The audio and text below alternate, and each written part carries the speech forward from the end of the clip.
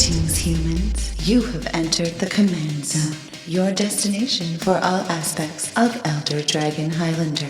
Enjoy your stay. What's up, everybody? Welcome. You are watching or listening to, actually, you could be doing both, the Command Zone podcast. I'm one of your hosts, Jimmy Wong, back in the blood. And I'm Craig Blanchette, Mr. Infect. I've been gone from the past few episodes. Some of you may know if you follow me on Instagram or Twitter, but I had a baby. Yay! We'll be talking more about that probably at the end step. So let's get right into it. Today we are talking about the In the 99 for Kamigawa Neon Dynasty. Craig, the set, it may be one of the best sets I've ever seen in my life. I'm excited about it, man. The land cycle's really cool. They did a lot of really cool things. It's been a while since we've gone back here, so. It's been a while, and we're back now. But before we get into it, we're gonna talk about so many cards today. And if you want to pick up any of those cards, head on over to channelfireball.com/command. That is the Command Zone link, a referral link for you to go over there and pick up some cards and support the show while doing so. You can also enter command at checkout, but you're going to be shopping from tons of local game stores from around the country, and you're going to be getting some amazing deals because they're all competing with each other on the marketplace. It's awesome. It's great. You'll get the cards you need very quickly and in great condition. Well, actually, if you wanted to, you could buy heavily played as well. That's the options of having so many stores to choose from.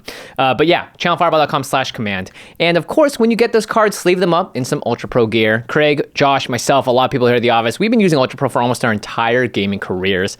I still have one of their playmats under my computer, my desk mat. I've had that there for so long, like a mouse pad. I've had sleeves I've been using for 6+ years now. That's an investment, and your investments are your cards, so you want to protect them, so make sure you pick up some UltraPro product. Finally, last way to support the show, directly at patreon.com/commandzone. We're starting to do a little bit more Patreon exclusive content this year, and so if you want to get access to that, some really interesting stuff is going to be happening. Make sure you head on over, and we shout out one lucky patron every single week. And this week's episode is dedicated to Connor Riley. Okie dokie. Connor, you rock. You do rock, Connor. Yeah, it's always Josh's job to do that, not mine. Okay, let's get into it. This is going to be a big, long episode, so we've got lots of cards to cover. Let's start with the cycles. So the first up, well, these are the ones that make the most, that made the news, I guess. It's the Legendary Land Cycle. There are 5 of them, one for each color, and, well, Craig. So good. Yeah, just how good are these, Craig? They're incredibly good. I mean, the nice thing is they fit into the quadrant theory really well. They're good early game. They're good late game. They're good when you're down. They're good when you're up. Yep. So they really fit into basically all quadrants, which makes them really powerful. Yeah, and you will find that you can pretty much substitute these for almost any basic land that matches the land type in your deck. Not even land type, sorry, the color that produces, because they all come in untapped, they tap for their color, and they all have this very special ability that is called a channel ability. It's something that gets reduced, the cost of it for each legendary creature that you have. This is true across all of them, and they're all pretty relevant effects to EDH. So if you have a deck that cares about legendary creatures, like Kethis the Hidden Hand, Sisay, Weatherlight Captain, Captain Sisay, then you're going to automatically use these cards. But guess what? Craig, do you have a legendary creature in your commander deck? I think I do, yeah. I think it is. Yeah, your commander will also reduce the cost of the channel abilities. And I don't even think you need to be running a bunch of legendaries to make these worthwhile. Like, they're just good even at their CM, whatever their regular cost. Yeah, their regular costs. So all of the abilities are very well balanced, and the fact that they come into play untapped is insane. Nuts. I mean, for me personally, I read these and went, why do these not come in tapped at the very minimum? Because their channel ability, also you can do it at instant speed. It's not casting a spell, so it's very hard to counter, and we'll get into it, but you need cards like Nimble Obstructionist, Stifle, Sublime Epiphany, or a brand new Mirror Shell Crab from Neon Dynasty to be able to even stop these things from happening. So let's talk about the first one. Craig, read it. BOSEIJU, Who Endures. This is the green one. So it's a legendary land, says tap, add 1 green to your mana pool, channel 1 and a green, discard BOSEIJU, Who Endures. Destroy target artifact, enchantment, or non-basic land an opponent controls. That player may search their library for a land card with a basic land type. Put it into the battlefield, then shuffle. This ability costs 1 less to activate for each legendary creature you control. All right, so Channel is a activated ability on this card. If it's in your hand, you can pay 1 in a green, you discard it, and then you can destroy an artifact, enchantment, or non-basic land. And then if you do, your opponent gets to go search for a land, a basic land type.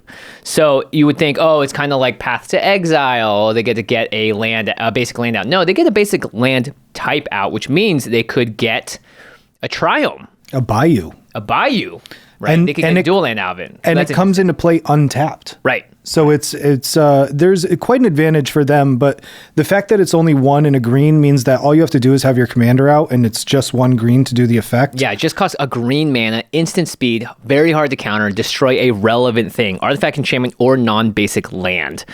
So Craig, what kind of lands would you like to take care of?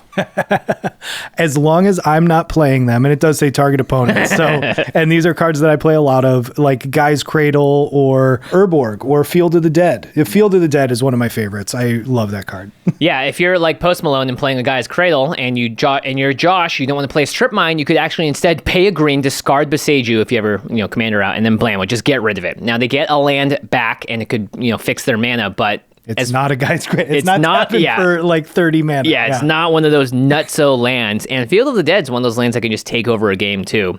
So this is very, very powerful. So it seems somewhat like, I agree with you that like the fact that they come into play untapped is, there's something to think about there as far as like, are these too powerful?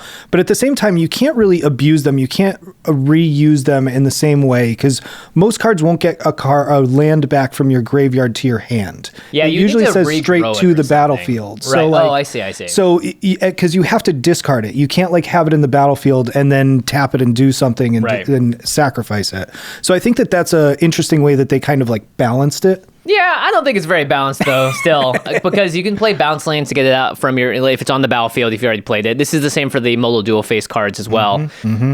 So it's still very good. There are cards that just rebuy cards into your hand, like, Green's got plenty of them. You could always e-witness it or that new turtle or whatever. Yep. This effect too can actually be really good if you have an Aven Mind Sensor or Opposition Agent out or Mindlock Orb. Oh, that's or neat. Leon the Arbiter, because then you'll cast this, destroy their thing, and they can't search their library, so they can't actually get the other part of it. But even if they do get the land, I think this card is still insane. Instantly, it's one of the best cards we're going to talk about this entire set review, just because of all the factors we listed above. Most oftentimes, it's going to cost just one green mana to destroy something relevant, and you're not, you can do it at the end step. It's instant speed. It's hard to counter. There's just so many good things about this card. So good job, Wizards. You did it. Oh, and actually, there's another card that stops players from searching libraries, Shadow of Doubt. It's actually going to get a reprint soon in one of the secret layers coming up. Okay, next up, we have the white card of the land cycle, and would you guess it? It's the worst one, but it's still good. It's EIGANJO, Seat of the Empire. Legendary land, you can tap it to add a white mana, or you can channel it for 2 and a white to discard it, and then it deals 4 damage to target attacking or blocking creature. This ability costs 1 less to activate for each legendary creature you control. So this, not so great. It needs to be an attacking or blocking creature, so it's like a combat trick. And it costs 3 mana on its surface, maybe reduced down to 2, maybe 1. Not so great. Not so great. I think if you could get it off for 1, then it's worth it, but even then, if someone never attacks you, you're probably just playing this as a land. But Totally. That's the thing about these cards, right? You don't put this into your deck and it's like, oh no, I don't have another land to put, or another card to put it there. And it's like, no, this is a land. And it functions perfectly as a land as well. So you're still going to play it in a deck if you have white, just because sometimes you'll just get someone with it. Yep. Someone mentioned on our team that's good with Thalia, Guardian of Thraben, because she doesn't care about this card when you channel it. It's a land, but it's not a non-creature spell you're casting. You're channeling it out of your hand. So again, dodges certain things in the game, making it just so good. All right, next one is OTAWARA, Soaring City. It's a legendary land. Tap, add 1 blue to your mana pool. Channel 3 in a blue. Discard OTAWARA, Soaring City. Return target artifact, creature, enchantment, or planeswalker to its owner's hand. This ability costs 1 less to activate for each legendary creature you control. Wow. I like this one a lot too. Notice do too. It doesn't say opponent, so you can bounce your own stuff. So this could be protection for your own stuff as well. Yeah, BOSEIJU does specifically say opponents, but this does not. Mm-hmm. And I love your thought that you could bounce a planeswalker, the fact that it says planeswalker, so you could bounce a planeswalker, replay it if somebody's trying to deal damage to it, or if you got your doubling season out late or something like that, or if you're playing a Super Friends deck, you bounce a deep glow skate to then play it again. Oh my gosh. Yeah, I mean, I think this is unbelievably good in Super Friends, and also very good in almost any other deck. I mean, it's artifact, creature, or enchantment, or planeswalker. All of those things could be the key combo piece or the big part of your engine in your deck. You know, Josh had the Unwinding Clock out. If he had Otawara out and enough mana, he could have saved it and replayed it again next turn, right? So there's just so many uses. The opportunity cost for these cards is near zero. What would you say is the percentage that you're using it on your own things versus somebody else's? It probably depends on what your deck is trying to do. If you are like a Brago deck or the deck that wants to bounce things, then yeah, you'll probably have a higher chance of using it on your own stuff. But if you just need to get rid of someone's crazy Mech Titan core that is transformed, you could just use that for that too. Yeah, I think I see myself somewhere around 50-50 using it on my own stuff versus other people's. Only one way to find out, and you can also let us know in the comments too if you had a chance to play with this in EDH so far, because I'm pretty sure it's going to be very powerful. Yeah. All right, next up we have the red land. It's Sokenzan, Crucible of Defiance. Again, it's a legendary land. You can tap it to add red, and then you can channel it for 3 and a red, discard it, and then you create 2 1/1 colorless spirit creature tokens. They gain haste until end of turn. And as always, this ability costs 1 less to activate for each legendary creature you control. I'm just going to say this right now. The green one, by far the best already, and also just naturally has the lowest channel cost. Everything else so far has been 3 or 4 mana, and the last one is also 4 mana. So I don't know what's going on. Stop doing green so many favors. They've already got Krosan Grip. They've already got all these other ways to do this thing. But okay, anyway, let's talk about Sokenzan. 2 1/1 colorless spirit creature tokens with haste. How do you see yourself using this one, Craig? I already saw myself using it in Prosh, you know, things where you can double up your tokens, you know, any sort of token deck that uses red that, you know, you have Perforos or Impact Tremors. Ooh, or, nice. You know, even like death triggers like Shadows or whatever. Vicious Shadows, right? Vicious Shadows, Yeah, that's it. Yep. You know, I think there are ways and certain decks that can abuse this card more than others. But even if you just used it to, you know, in a bad case scenario, chump block to other creatures. Or let's say someone's swinging it with Annihilator. Great. Channel this, make some things to you know, to get rid of instead. Yep. I could see, I mean, the haste is cool because you could do it on your turn and then attack people with it, but I see holding up mana and then doing it your end step, pass to me. Now I have 2 1/1s that I can equip a sword to. Yeah. Now I have 2 1/1s that can do some damage or get some combat, you know, triggers in or whatever it is. I have 2 1/1s that in Winota are going to trigger her both freaking times. Are you kidding me? It's very good in Winota. It's so good. You play Winota. Now the channel cost only costs 3 mana if you want to do it on your turn. 3 mana to get 2 Winota triggers at haste speed. That is definitely, I think, huge. Worthy. And again, this doesn't replace another card in the deck. It just replaces a land. Yeah, just a mountain. My goodness. Yeah. My goodness. Okay. This one's actually one of my favorites. Really? Yeah, I really like it. Well, I like getting stuff out of the graveyard. Yeah. So this one's TAKENUMA, Abandoned Mire. It's a legendary land. Tap, add 1 black to your mana pool. Channel 3 and a black. Discard TAKENUMA, Abandoned Mire. Mill 3 cards. Then return a creature or planeswalker card from your graveyard to your hand. Jeez. And again, the same text. This ability costs 1 less to activate for each legendary creature you control. But I like how it gives you more options. Mm-hmm. You know, it's almost like draw 3. It's almost like in a mill deck, milling 3 can be scry 3, draw a card, kind of. Yeah. Like, oh, that's a good way of putting it. And which I think is super powerful for 4 mana or less. And the fact that you can do this late game, which is when you'd need it. You know, let's say it's turn 7, I draw this.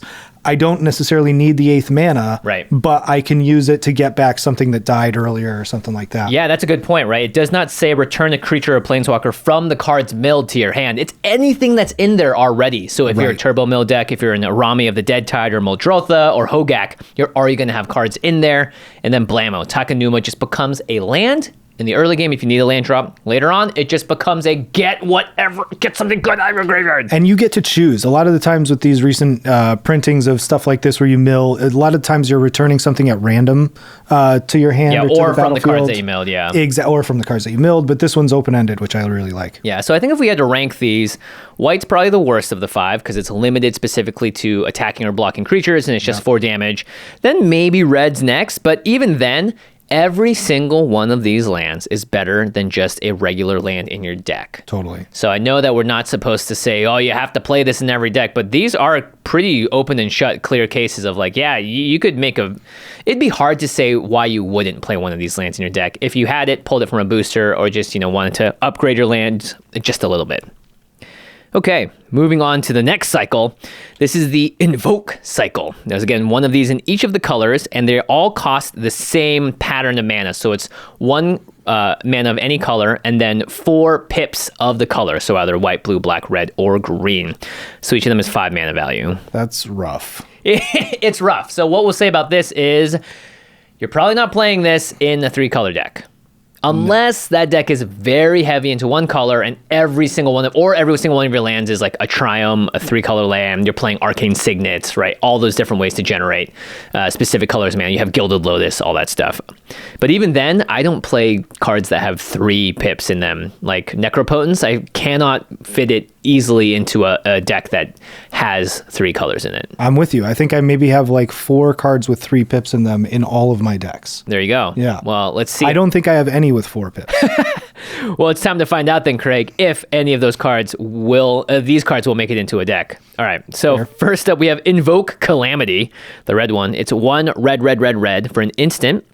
By the way, this is the only instant of all of them.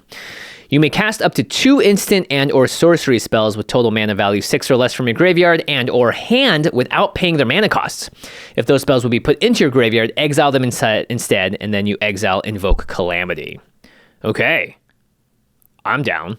I definitely see the uses for this. I don't have a deck that this would work in, but I bet you do. Oh, Craig, almost every one of my favorite decks this works in. So this is great, right? This is a 5 mana spell that you can rebuy 2 instants and or sorceries from your graveyard or your hand. So it doesn't even need to be in your graveyard. And it has to just have a total mana value of 6 or less. So Forks, for instance, we'll have 2 mana Forks out there. Will allow you to double a spell up. So you can do 2 and then you can cast another spell with that to double that up, right? A 4 mana spell. Can you fork this? Yeah, 100%. With the copy, so Craig, you could can like fork anything. But could you Spoons, on the other hand? Could you cast this? I'm just kidding. Could you cast this? Let's say you have a fork and something else. You could use the fork to double this, so that then you get 3 more things. I think on resolution, this exiles itself, so the fork would not be able to see it when you then cast it out of your graveyard. Okay. So you have to fork it when it's on the stack. So I'm sorry, you can't fork anything. You have to specifically do it at specific timing, and maybe So you have to cast this, then cast fork. Yeah. With your own mana, not from this. Yeah. To copy it, then you get. Yeah. And okay. like buy it flowers, take it out to dinner, all that stuff. So there's a lot of combo potential here. And again, this has specific wording, so I could wait till Craig's end of turn and then cast this, spending the 5 mana, because this says you may cast those spells. Until your next end step? Yeah. Wait. You may cast from your grave without paying. Nope, I'm sorry. So you have to cast this on your turn because it has to happen that same turn. It doesn't have a till your next end step clause on it.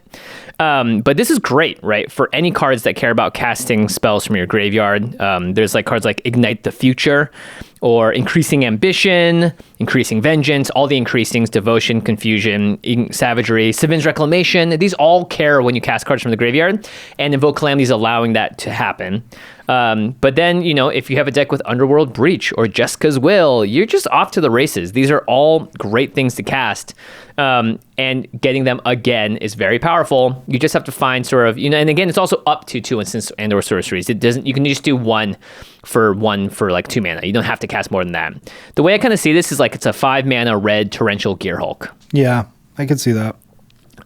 So the commanders that are good with this, obviously, Neheb the Eternal, everyone's favorite. Sometimes you need to just cast Flame Rift again and just give yourself an extra whatever. Mana Geyser. That's my favorite. Like freaking Mana Geyser. Mana Geyser again. That'd be so good. Is just on its face Mana Geyser in a deck. It's a redundant copy of Mana Geyser. You could actually do Mana Geyser and then Faithless Looting, by the way. Yep. Because you don't even need to use the flashback cost if it's in your graveyard. That's 5+1, 6.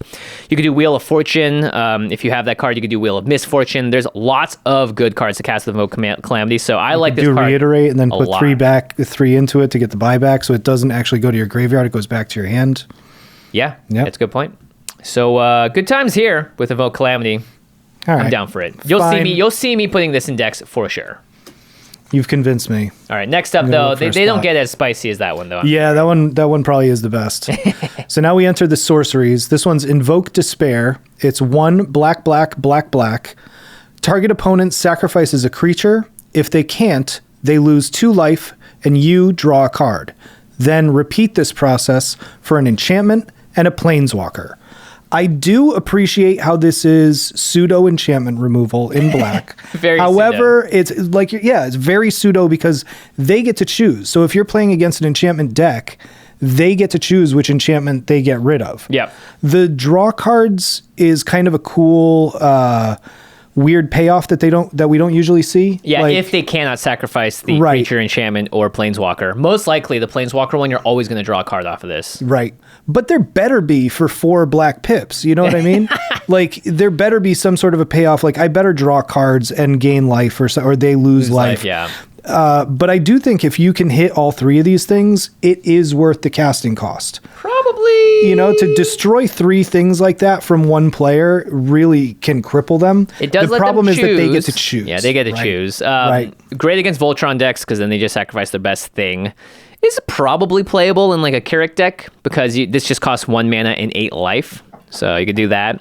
I like but that. I think like for your playgroup, you just got to do what Craig said, right? You got to see, you know, is this going to have an effect? And a great way to think about these cards too is the next time you're playing a game, you can just look around the table and say, is Invoke Despair a good play right now? And you could look and be like, nope. It's like, all right, in 3 turns, is it a good play right now? Still no? Okay, probably should be running this in my playgroup. I think 80% of the time you're going to be like, no. Yeah. Because it's also target opponent. Like if it was each opponent? Yeah, each opponent. Oh, man. Oh, man. Even then, it might be. Or if it was target opponent for each one, like if you were planeswalker, creature, so you can enchantment. Right. Yeah, it's just a little too niche. Now, if you're in Turgid, maybe it's playable, but you didn't hear that from us. All right, next up, we got Invoke Justice. It's the white one. It's 1 white, aka probably the least played card already in the history of EDH because there's so many white pips. It's a sorcery. You can return target permanent card from your graveyard to the battlefield, then distribute 4 +1/+1 counters among any number of creatures and or vehicles target player controls. I actually think this one's kind of interesting. So I like how it's target permanent, and I like how you can distribute those counters anywhere. Well, on one player specifically, but on what? Sure, you have to target the player, which you're likely targeting yourself. You better be. But, right, but you know the fact that you can get a permanent of any type directly into play. I think there is a play style here where, I think like it says in here, it's probably a black-white play style where you're discarding cards or putting stuff into the graveyard and then using this to reanimate it. Yeah, and 5 mana reanimate any permanent, by the way, so it doesn't have to be creatures. You could be discarding a huge mana rock thing, or you could discard a planar portal, and then Invoke Justice can get it out. And Eldrazi, you could do, Well, some Eldrazi, yeah. It that betrays, I believe you could get out. Yep. I hear that card's pretty good. I hear we also don't know how it works. If you're in white-green, then the +1/+1 counters, I think, matter. So you've got your Hardening Scales decks, your Branching Evolution decks. Sure. The commanders that this works with, I would say, because, again, you're going to be hard-pressed to play this outside of a 2-color deck. Hamza, Guardian of Erashin, Kyler, Guardian Emissary. Both of those are +1/+1 counters matters decks. And, it seems actually pretty good. Again, what you said is right. Return target permanent from your graveyard to the battlefield. This could also just be a land. Could be a land, yeah. Could be your guy's cradle after somebody uses BOSEIJU on it. That's a good point. And you're in the token deck with green and white. Heck yeah, you want to do that. It could be your doubling season or your parallel lives. Totally. Yeah. I like that. All right. Oh, man. So wait, then the permanent, let's say it's doubling season. The doubling season enters and then you get 8 counters? That's right, because you return it and then you distribute those counters on. Okay. There's probably some sort of loops that you can do here as well. Getting another creature that can maybe reanimate something, or getting into things so it's like you get this and you get a creature and then you get the counters on, all sorts of fun stuff. Yep. All right, next up, we got the green one. Yeah, I like this one too. So it's 1 green. For sorcery, it's called Invoke the Ancients. Create 2 4/5 green spirit creature tokens. For each of them, put your choice of a vigilance counter, a reach counter, or a trample counter on it. Okay. I think that's interesting in a couple different ways. And again, not to overuse doubling season, but if you are playing this card, you're probably in a token deck. So you're probably, if you can afford a doubling season or parallel lives, you're probably running that. And that makes this card a lot better. It also puts... create 4 4/5s, and then you get to choose if they have trample, vigilance, reach.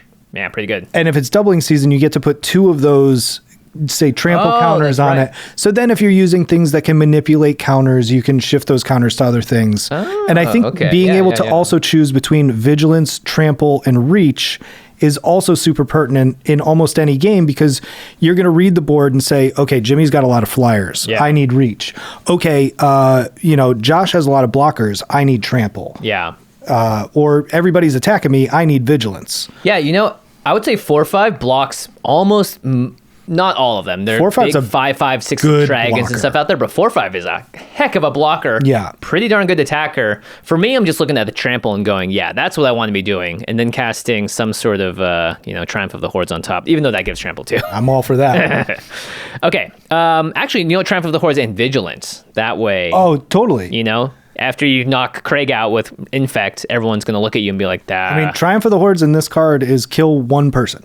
That's a good point. Yeah. That's a good point. All right, we did it. 2-card combo. Got there. Okay, any deck that has Populate, Anointed Procession, so there's Girid, Conclave Exile, Growing Ranks, Full Flowering, all those good stuff that you can just sort of Sundering Growth. Love that card. Yep. All right, the last one is Invoke the Winds. 1 blue, blue, blue, blue. So it's 4 blue pips for those of you listening. It's a sorcery. Gain control of target artifact or creature and untap it. So a couple of things here. Blue has always had abilities to be able to steal other stuff from people, but sometimes it's temporary. If you get rid of the card that stole it or the enchantment, then it goes back. This is a 5 mana steal one thing, but specifically an artifact or creature, and it untaps it. And it's not an enchantment, like you said. It's a sorcery, so it's like once it happens, if they can't undo it. Right. Unless they counter it or bounce the permanent. Sure.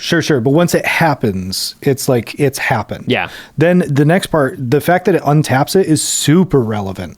The only thing going against this card, again, is the 4 blue pips. Like, the only thing going against any of these cards, really, is the 4 pips. Yeah. And they're not on permanents either, so it's not like they can, help your gods out or something like that. Like, that'd be something that would make it way better if these were enchantments or something like that, or even sagas that did something, like that you just got 3 different abilities, and then they go away.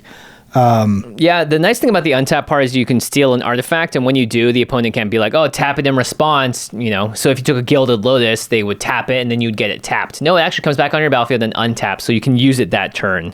But you wrote down a really good point, which is like, compare this to Agent of Treachery or Blatant Thievery. Those are both 7 CMC. They're a little bit easier to cast, especially Agent of Treachery, and they gain control of target permanent. Blatant Thievery gains control of many permanents. So it's sort of like, are you in that deck that wants to steal everything, but also is Invoke the Winds just worse than those cards? Maybe. I think in the deck that you're playing these, you would consider this, because it is 5 CMC, especially if you're mono blue. It all depends. Like, it's not a bad card.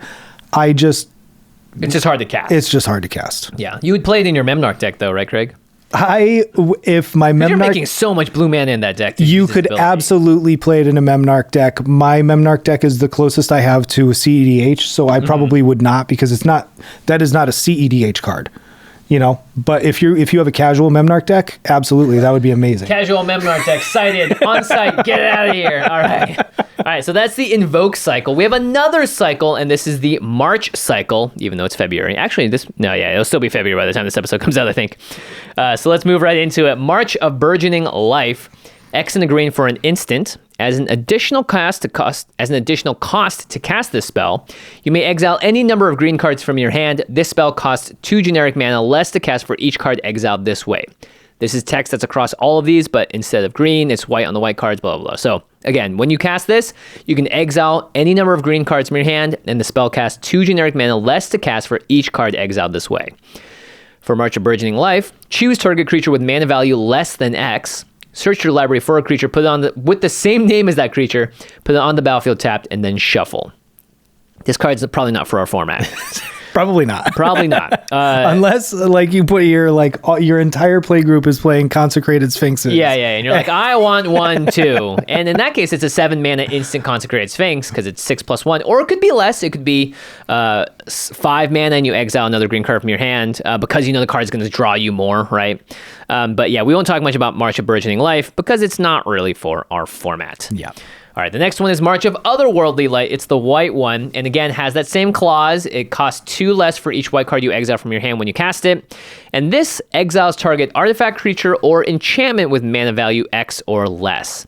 So just by itself, X and a white, you can pay, let's say there's a Rhystic Study on the battlefield. It's 4 mana, exile the Rhystic Study.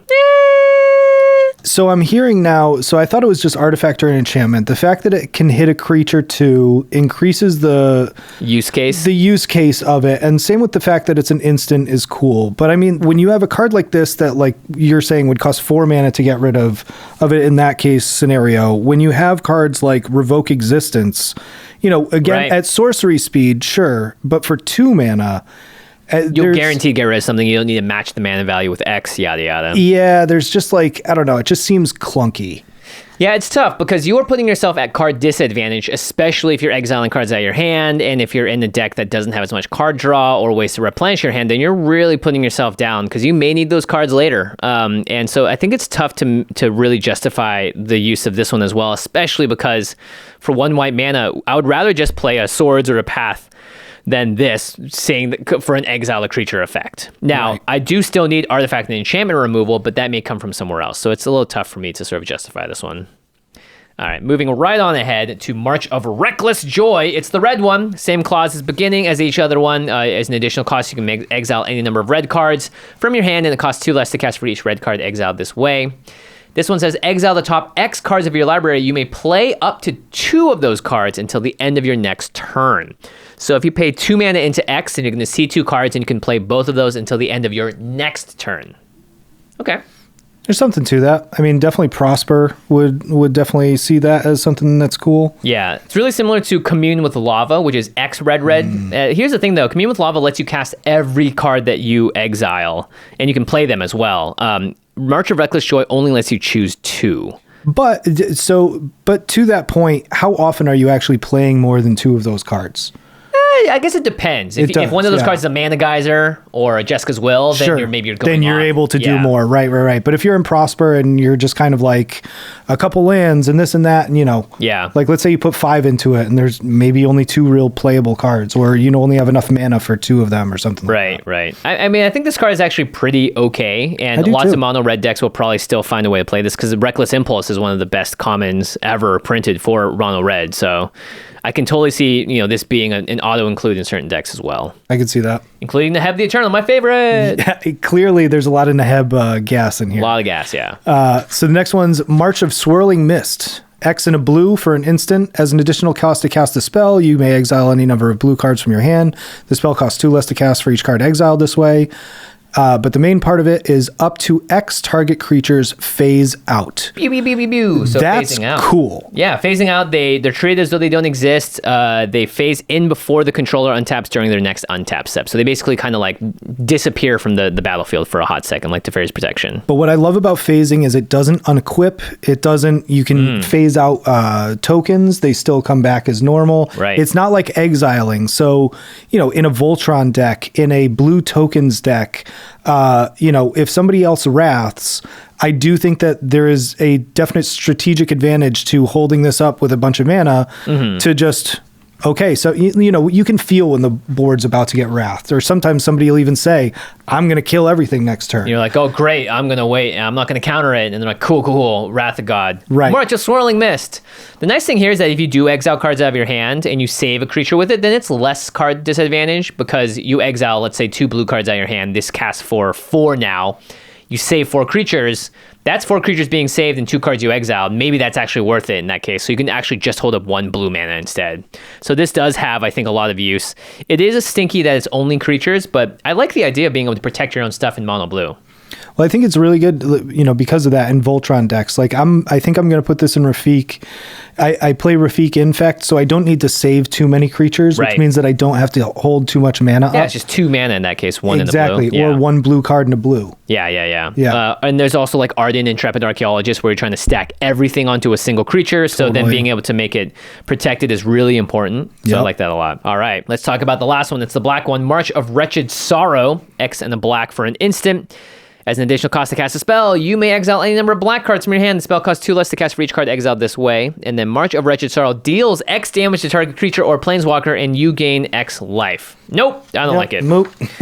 Look, in this case, Exsanguinate, Torment of Hailfire, those are sort of the win conditions with X tied to them. This is just going to steal some creature's life to a creature or a planeswalker, not even to a player. So I don't think this is definitely worth an inclusion in most decks. Yeah, you would have to be playing something like Repercussion or something like that to then and Right. have it deal damage to the player. Okay, so those were our 3 cycles? Yeah, 3 cycles. Lots of cycles. 15 cards we've talked about now.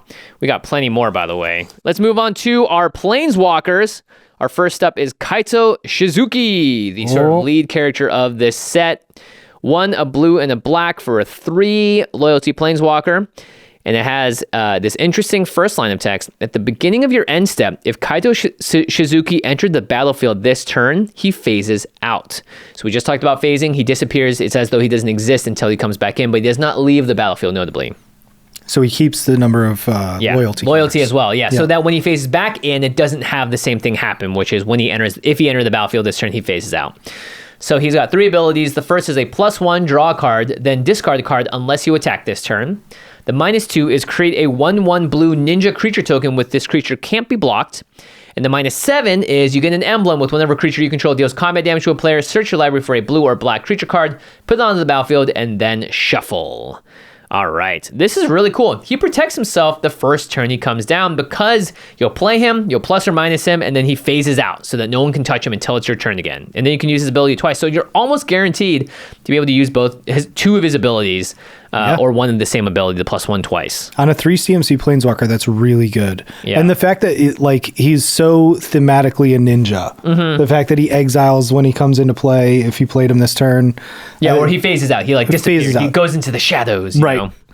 Which I also think, like Amanatu, able to blink him every turn, which is really cool. Oh, that's right. So he'll just keep phasing out every single end step. And so you could just tick up or down whatever you want to do.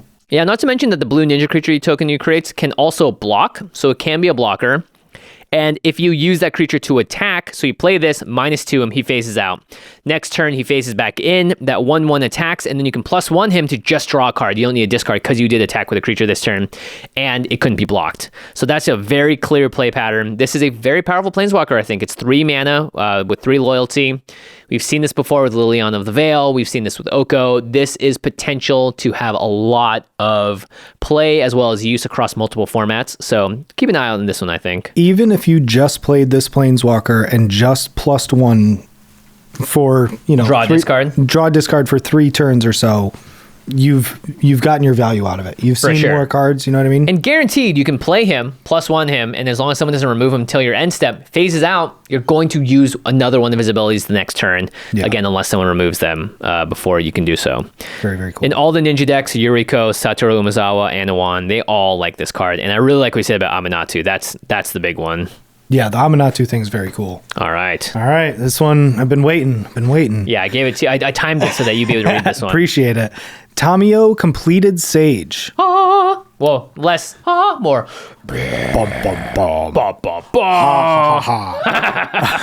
So it's 2, a green, a blue, and a Phyrexian green or blue.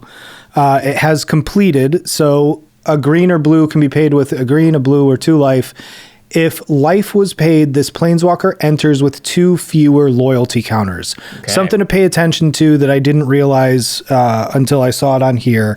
It will enter with less loyalty counters if you do the Phyrexian mana thing. Yeah, so this is a 5 mana Planeswalker for 5 loyalty, or it's 3 loyalty for 4 mana and you lose 2 life. Right. Or no, 3 mana and you lose. No, 4 mana you lose. 4 mana you lose 2 life.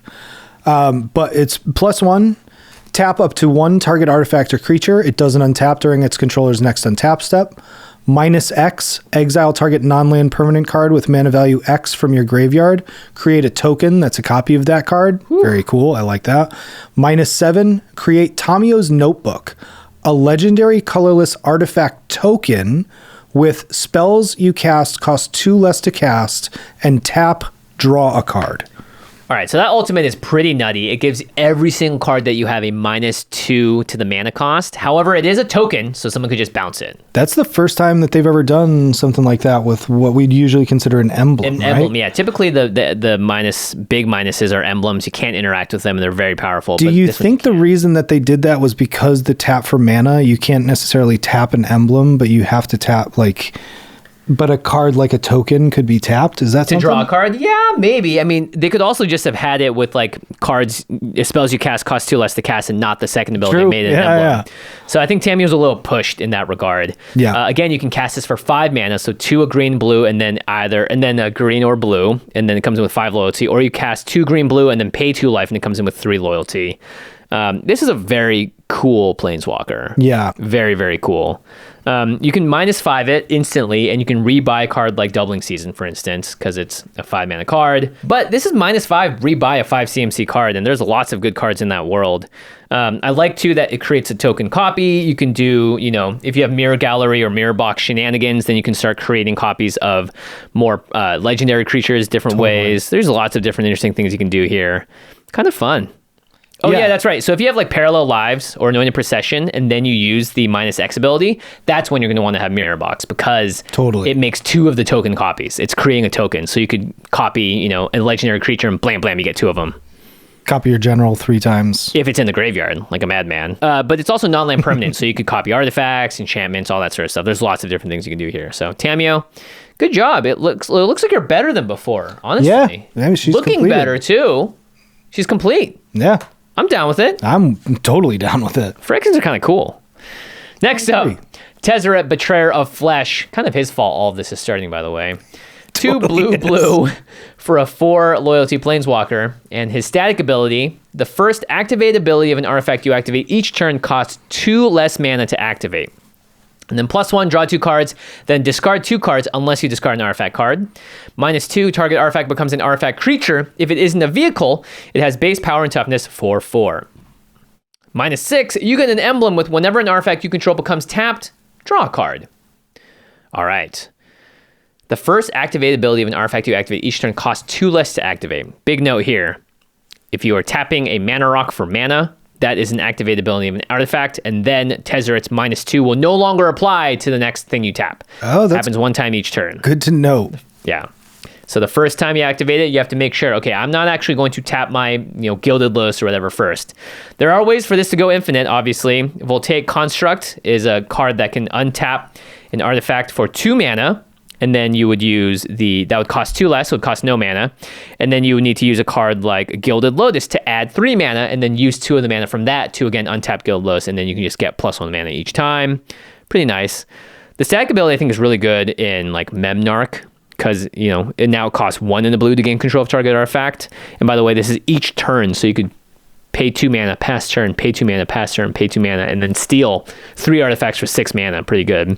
See, I think it's cool in like the new Stranger Things decks, because all the clues, I mean, you'll only be able to do 1 clue a turn, but let's say you have... Yeah, clues are free! Yeah, let's say you have multiple clues. Let's say you have 4 clues.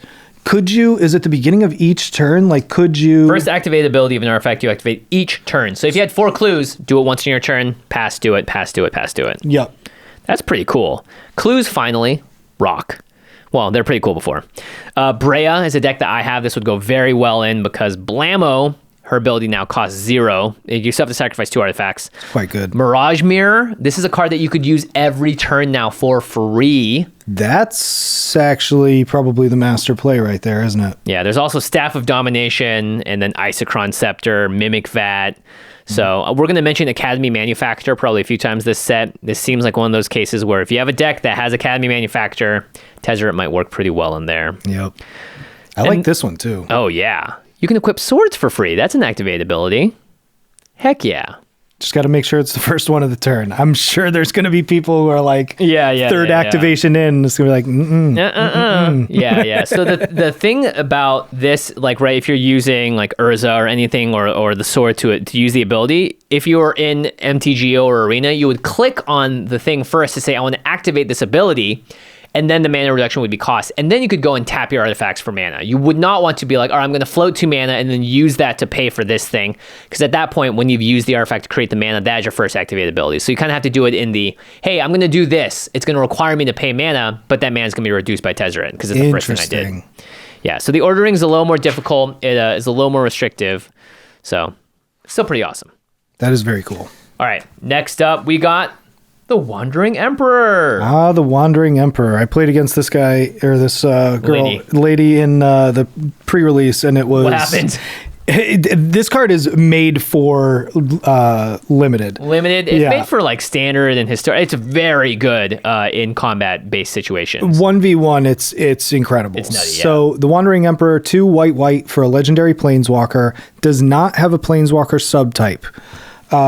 Flash, as long as the Wandering Emperor entered the battlefield this turn, you may activate her loyalty abilities anytime you could cast an instant. +1, put a +1/+1 counter on up to 1 target creature. It gains first strike until end of turn. -1, create a 2/2 white samurai creature token with vigilance.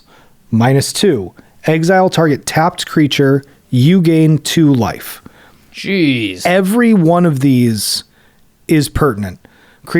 Giving a +1/+1 counter and then giving it first strike.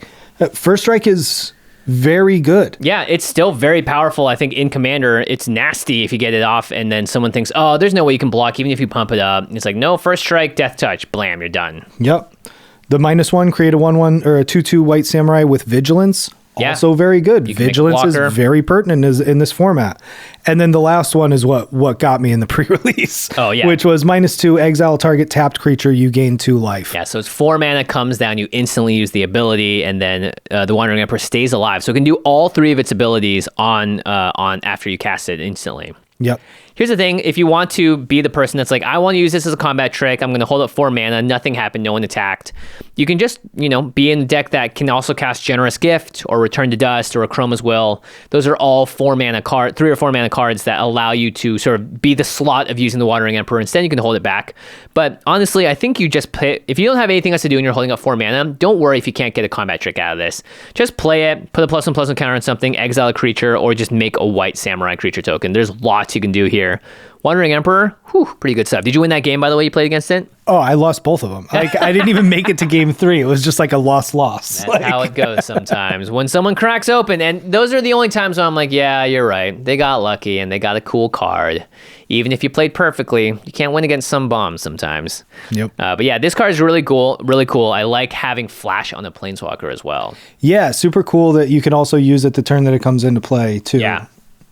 Okay, well, we have a whole grip of cards in front of me, a nice grip, as some people are known to say, and we're going to talk about them real soon, and we got some very interesting cards in here, including white, which, by the way, has the most cards out of all the other colors. Almost all the other colors combined. Yeah, we'll figure that out when we come back, right after we hear from our mid-roll sponsors. The name's Jace, Unraveler of Secrets. I'm a private eye. I've been on a cold case for a hot minute when I ran across an old flame with a new name, Liliana. Jace, it's Professor Onyx now. I should have known you'd be the one to find me. What'd you do, crack a clue token? I read your browser history. You should have used ExpressVPN. Without it, you're leaving your personal internet data vulnerable to hackers and prying eyes like mine. You hacked me? An eager first year with some cheap hardware and a go-get-em attitude could do it. But with ExpressVPN, you're protected. It creates a secure, encrypted tunnel between your device and the internet. It would take a hacker with a supercomputer 1 billion years to crack your encryption. Personally, I wouldn't be caught dead browsing without it. Plus, ExpressVPN is easy to use. Just fire up the app, and with one button, you're protected. So, what happens now? You install ExpressVPN on all your devices, and I pretend I never found you, doll. Secure your online data today by visiting expressvpn.com/command. That's expressvpn.com/command, and you can get an extra 3 months free. That's expressvpn.com/command, and you can get an extra 3 months free. expressvpn.com/command. When the Command Zone first began, it was just Jimmy and me. But since then, we've grown into a team of talented editors, skilled VFX artists, and writers so masterful, I consider them my personal heroes. Really, guys? Hiring is not easy, though. If you want to find the best people, you need the best tools. That's why we use Indeed, the hiring partner where you can attract, interview, and hire all in one place. Browsing tons of different job sites just takes too long, but Indeed can do it all. Plus, it's the only job site where you don't pay anything unless you find candidates that meet your requirements. That is time and money you could spend getting gifts for your beautiful writers. All right, come on, guys. And Indeed saves you more time with talent-finding tools like virtual interviews and Instant Match, which gives you a short list of candidates the moment you sponsor a post. Then you can invite them to apply right away, like when, I don't know, you need to hire a new writing team ASAP. Start hiring right now with a $75 sponsored job credit to upgrade your job post at Indeed.com/CommandZone. This offer is valid through March 31st, so go to Indeed.com/CommandZone to claim your $75 credit before March 31st. Again, Indeed.com/CommandZone. Terms and conditions apply. Need to hire? You need Indeed. Yo, what up? I'm Galia of the Endless Dance, and I like to party! Woo! Dancing makes me feel good! That's why I always wear MeUndies. They aren't just like the world's most comfortablest underwear. They're like how I express myself. I mean, look at these awesome tiger patterns. How cool is that? And MeUndies are made of super soft and sustainable material, so I can be comfortable enough to dance all night long. So stop worrying about having enough coins to do lame laundry and spend more time on the dance floor. Get the MeUndies membership. Why do you need a membership? Well, I mean, you don't really, but it's fun! See, each month you get a banging new pair of undies that match your style delivered right to your door. Then you can worry less about boring things like washing your clothes. Plus, the membership saves you up to 30% on like everything they make. So party in your underpants! Don't stop! Always dance! Woo! To get 15% off your first order, free shipping, and a 100% satisfaction guarantee, go to MeUndies.com/command. That's MeUndies.com/command. Seriously, they're the most comfortable undies you'll ever wear. What's up? We are back talking about Magic cards, like the coolest kids in town. Me and Craig Blanchette, friends for almost a decade now. It's true. Still doing it. Still talking about Magic cards. Pretty amazing. Heck yeah, dude. Heck yeah. And we are on to now the monocolors, the multicolored artifacts and lands. And believe it or not, we have 9 cards in front of us. That is all of the white cards we're going to be talking about. That's more than every other color combined. The other colors add up to 6. Which is pretty crazy. This is in the 99. So they did promise that they were going to make white better this year. Let's see if that happened. Yeah, I mean, I think there's definitely some interesting ones here. There's a march in that direction. All right, starting off with Brilliant Restoration. All right, Brilliant Restoration, a sorcery for 3, white, white, white, white. Wow. Return all artifact and enchantment cards from your graveyard to the battlefield. Ooh. Okay. So again, 4 pips for not a permanent, so it doesn't do anything for your gods, but it's a 7 mana spell with 4 white pips in it. But the effect is worth it. In the deck that you want this in, I think you have no problem paying 4 white pips. Yeah, so or waiting until you have 4 white mana. Yeah, compared to Open the Vaults, it's 4 white, but this returns artifact and enchantments from all graveyards to the battlefield under their owner's control. Brilliant Restoration is just you only, costs 1 extra mana, but it's 4 white pips instead of 2. But that's pretty good. I found that I don't play Open the Vaults because it's not like I'm not packing all the graveyard removal and this at the same time, and the setup's really tough. Well, Open the Vaults can a lot of times bring your opponents back from the brink, or or lose you the game sometimes if you don't know what's happening. Yeah, right. Whereas this is like, nope, I know exactly what I'm getting back. It's only me. Yeah.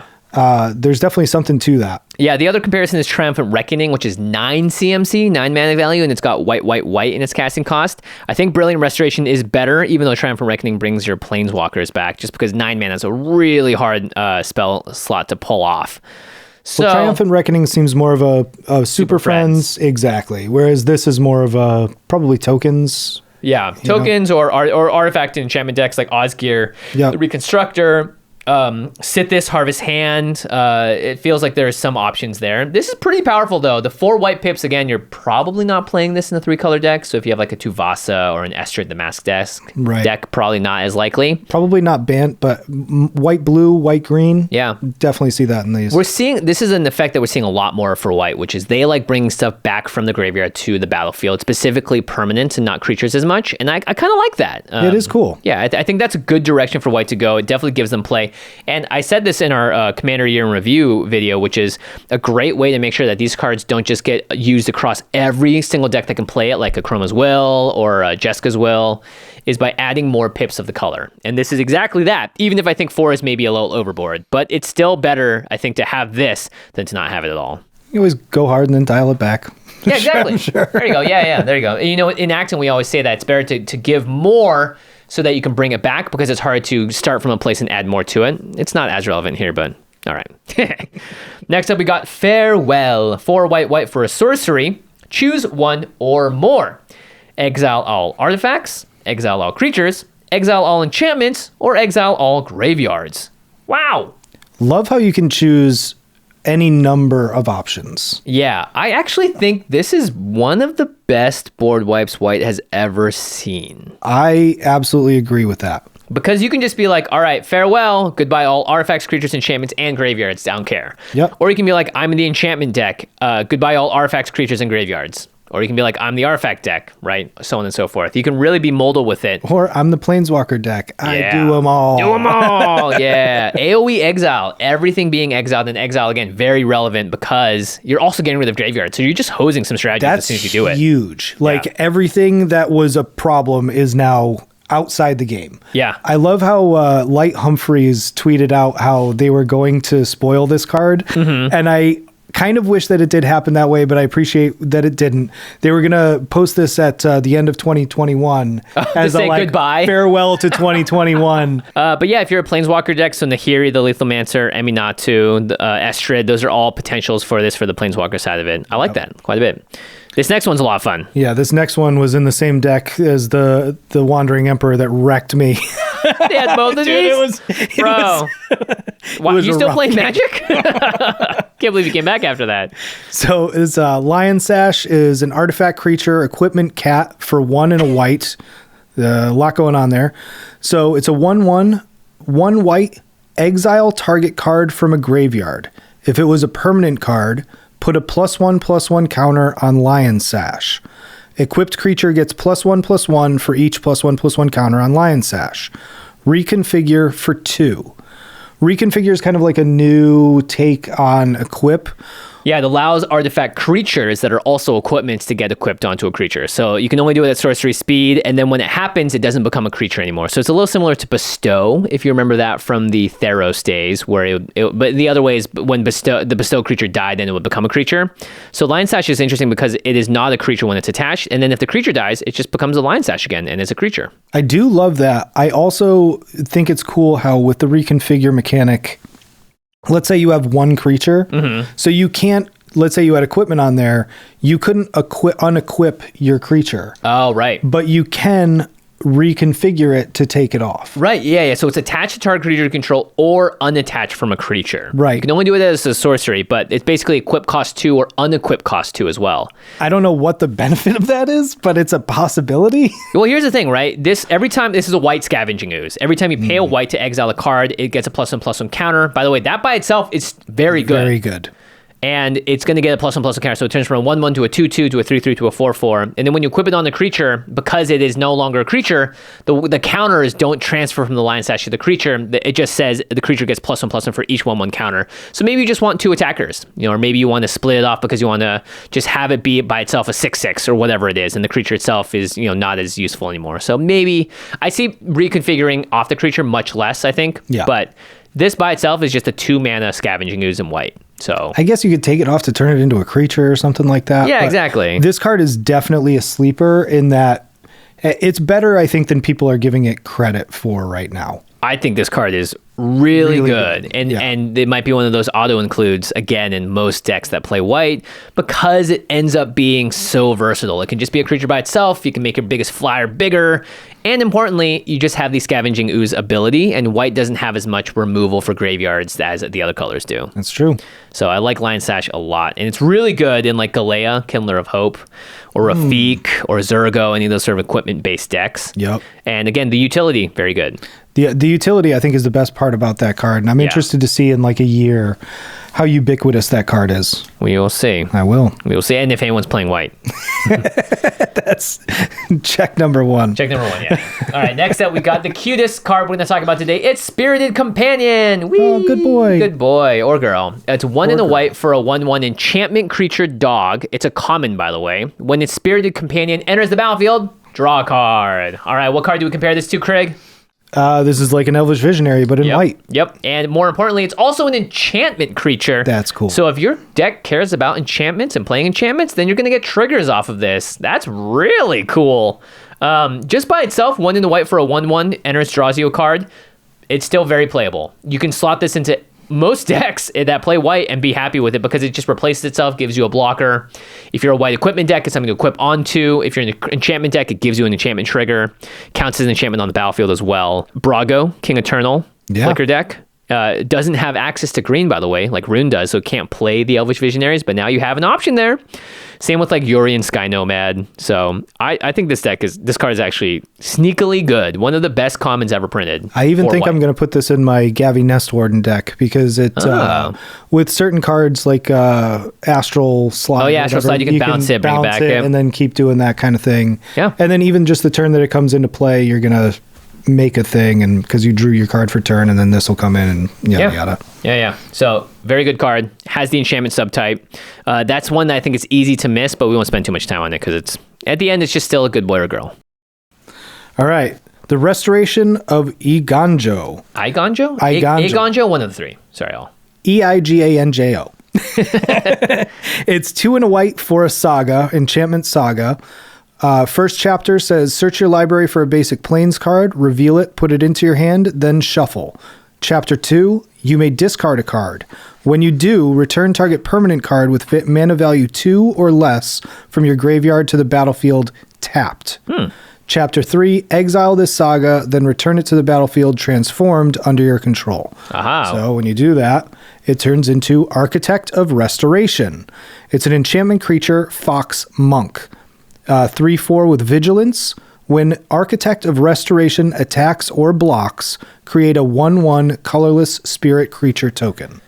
Okay, 3 chapters here. The first chapter, you get a plains and put it into your hand for 3 mana. We've seen lots of white cards that do this. The second one, you can discard a card, and when you do, you return the permanent with mana value 2 or less from your graveyard to the battlefield tapped. So you could discard that plains and then put that on the battlefield. So that's kind of like white ramp. It's slow and it's entering tapped, but it is white ramp. You could also discard any other card and already have a land in there to be putting into the battlefield, so you don't have to necessarily do the land that you drew. Lots of different parts there. And then the third part, it turns into a 3/4, make some tokens. So I think all of the parts of this are just okay. Yeah. Unless you're really, I think the second chapter, if you have a deck that's really trying to bring stuff back that's low CMC, low mana value, then that's kind of cool. Because you can return a permanent, There's lots of those types of decks, I think, that have some important things, or maybe someone blew up your Soul Ring or whatever it is. I don't know. I see that like it'd be tough because like Carador doesn't care. Muldrotha can't play this. Like the cards that could take the best advantage of it. Chapter 2, yeah. Yeah. And then what really gets me on these sagas is that, and this was something that was pointed out to me in the pre-release. When they flip, they exile and then ETB again. Oh, they have summoning sickness. They have summoning sickness. So now you're just stuck with like another dead creature for, the third turn that this thing is out, which is now turn 6. Especially because this does have an attack trigger. Right. Yeah. I don't know.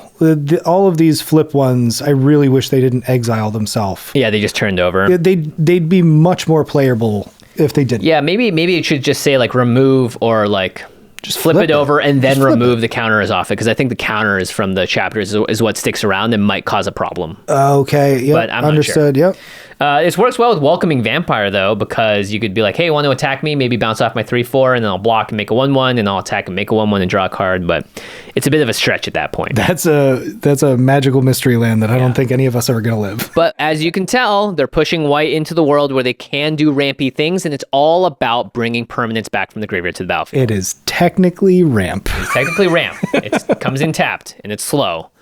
But dadgummit, it's ramp. All right, next up we have the Aerial Surveyor. Gosh, this just makes me want to go build some Gundam again. This one's cool. Yeah, 2 and a white for a 3/4 artifact vehicle with flying.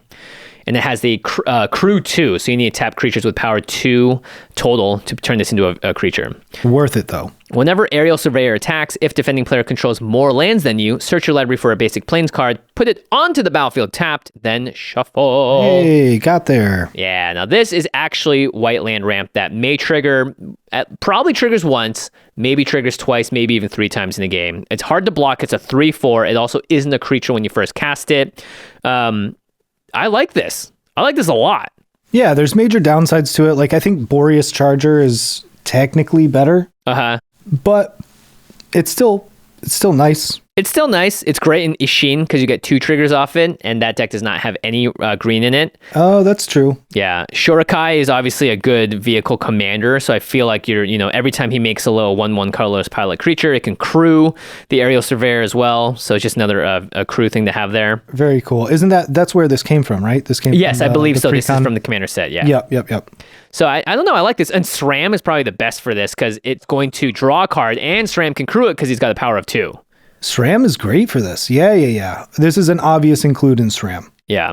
The thing about all of these, though, is I don't think we're seeing any white cards that are going to be under 3 mana value to do this effect. Restoration of EIGANJO is 3 mana, and then all the other ones before were even more. But Aerial Surveyor and, Welcoming Vampire, I think for card draw on ramp, they're putting sort of the limit at 3 mana value, it seems like. I think they could reduce it to 2 at the way that they're balancing this white, because if they make it white instead of 1 in white? Not even. If they make it so that it has the typical white stipulation of if your opponent has more lands than you, then get a land. I think they could do that at 2 mana.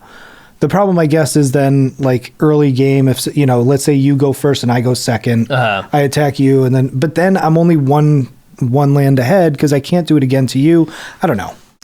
Yeah, I think 3 is where they're sticking at for now. It's what I've been seeing with all of the cards that we've been like, this is a good white card. It's almost always 3 mana. And same goes for this next one. It's true. Next one is 2 and a white for a white card called Drumbellower. It's a creature spirit 2/1 flying. Untap all creatures you control during each player's untap step. Whoa! Yeah. Reminds me of very green type things. But this is cool. I didn't realize how good it was until I started looking through the notes that you and Truck put together. Yeah, lots of creatures can get untapped by this. Now, obviously, this is not as good as, the Prophet of Crufix or Seedburn Muse. Prophet is banned. Yep. But you can do this with Noble Hierarch, Goldmere, Avacyn's Pilgrim, Bird's Paradise. And then if you have cards like Cryptolith, right? If you're playing a green-white deck, you have a bunch of tokens, then blam, all your creatures can tap, and then they're untapping each time. Like if you have Catilda as well, Dawnheart Prime adds the similar ability. Ashaya, Soul of the Wild, turns your lands into non-token creatures into lands, and so they can then tap for mana, so you can tap them and then untap them. So if you have places to sink that mana into, then that's really awesome. Totally. My favorite is this note here about Glare of Subdual. You're the one that taught me about this card originally, by the way. Well, I still use it in my token decks. It's very effective. You basically tap a creature that you have to tap or untap target artifact. No, creature. just tapping. Just tap. Yeah, okay. You have to tap an untap creature, but it taps an artifact or a creature. Gotcha. So you can basically tap down your opponent's blockers. Pass turn, untap everything, do it again. Pass turn, untap everything, untap, do it again. Yeah, this with Glare basically creates a lockout as long as you have creatures. Yeah. Similar to like Opposition as well if you're playing blue, provided you have creatures. But again, the Drumbellower itself can tap if you have Opposition or whatever. So that's really good. White's never seen something like this before. Untap all creatures to control during each other player's untap step. This makes me wish that there was 1 white and not just 2 in the white, because this becomes instantly a very good card in a lot of different decks, especially ones that already have green. Totally. I had no idea how good this card actually was. Yeah. Also, it's flying, a 2/1 flyer. For 3 mana? Yeah, that's good. It's legit. This is finally, I think, the perfect card for Catapult Master, which is 3 white, and it's a human soldier that tap 5 untapped soldiers you control to exile target creature. If you have 5 creatures that are soldiers, you can exile something every single turn. That's pretty cool. No Mage Shepherd does a similar thing, but it's green, and it does it to destroy artifacts or enchantments. Yeah. Drumbellower. Pretty good. That is very good. Very good. Also pretty good in the vehicles decks because it'll tap to crew and then it'll untap itself. That's where it came from, right? The vehicles deck? Yeah, it comes from the Shurikai deck. Yep. And so does this next one, I believe, and the next one. Organic Extinction, 8 white for a sorcery, has Improvise, destroy all non-artifact creatures. Right. Improvise means that your artifacts can help cast the spell, and each artifact you tap after done activating a mana ability pays for 1. So if you just have a regular artifact on the battlefield, an artifact creature, you can tap it, and then it will pay for 1 of the mana here. So maybe this costs, instead of 10 mana, maybe it costs 7 or 6. Yep. Destroy all non-artifact creatures, so you're going to be incentivized to run this in an artifact deck. It's kind of cool. It's similar to like Hour of Reckoning, that's Convoke to destroy all non-token creatures. This is Improvise, destroy all non-artifact creatures. I think there's a couple cool interactions here. Obviously, you played in a heavy artifact deck, like maybe Alibu or something like that, where you have a lot of artifact creatures. But also, like, let's say you're playing it in one of the Stranger Things decks. Your clues, your treasures, you can tap them to the improvise. You don't have to sacrifice the treasures, but you can tap them. So you can use a lot of, ancillary artifacts to get that improvisation. Yeah. And then, something like liquid metal torque or Liquid metal coating. Liquid metal coating is kind of cool here if you want to save one of your creatures, you know what I mean? Oh yeah, good point. You can turn it into an artifact and then blow them all up. Right. If you have Dockside Extortionist, you can tap the treasures for mana and then later on you can sacrifice them, but you can just use them sort of as mana rocks. Tago creates rocks that you can also use for improvise. I didn't think about that. Olivia's Attendance creates a ton of blood tokens. So there's a lot of use here. Be careful though, Mycosynth Lattice is a non-bow because it turns everything into an artifact so that you'll cast this and then nothing gets blown up. You'll blow up your lands, right? Destroy all non-artifact creatures? No, it's non-artifact creatures. Okay. Yeah. Mycosynth Lattice turns all permanents into artifacts in addition to their other types. So every creature becomes an artifact creature. All right, this next one I think is actually super exciting because there's lots of infinite combos. It's Swift Reconfiguration, the 9th white card we've talked about, by the way. 1 white mana for an enchantment aura with flash, enchant creature, or vehicle.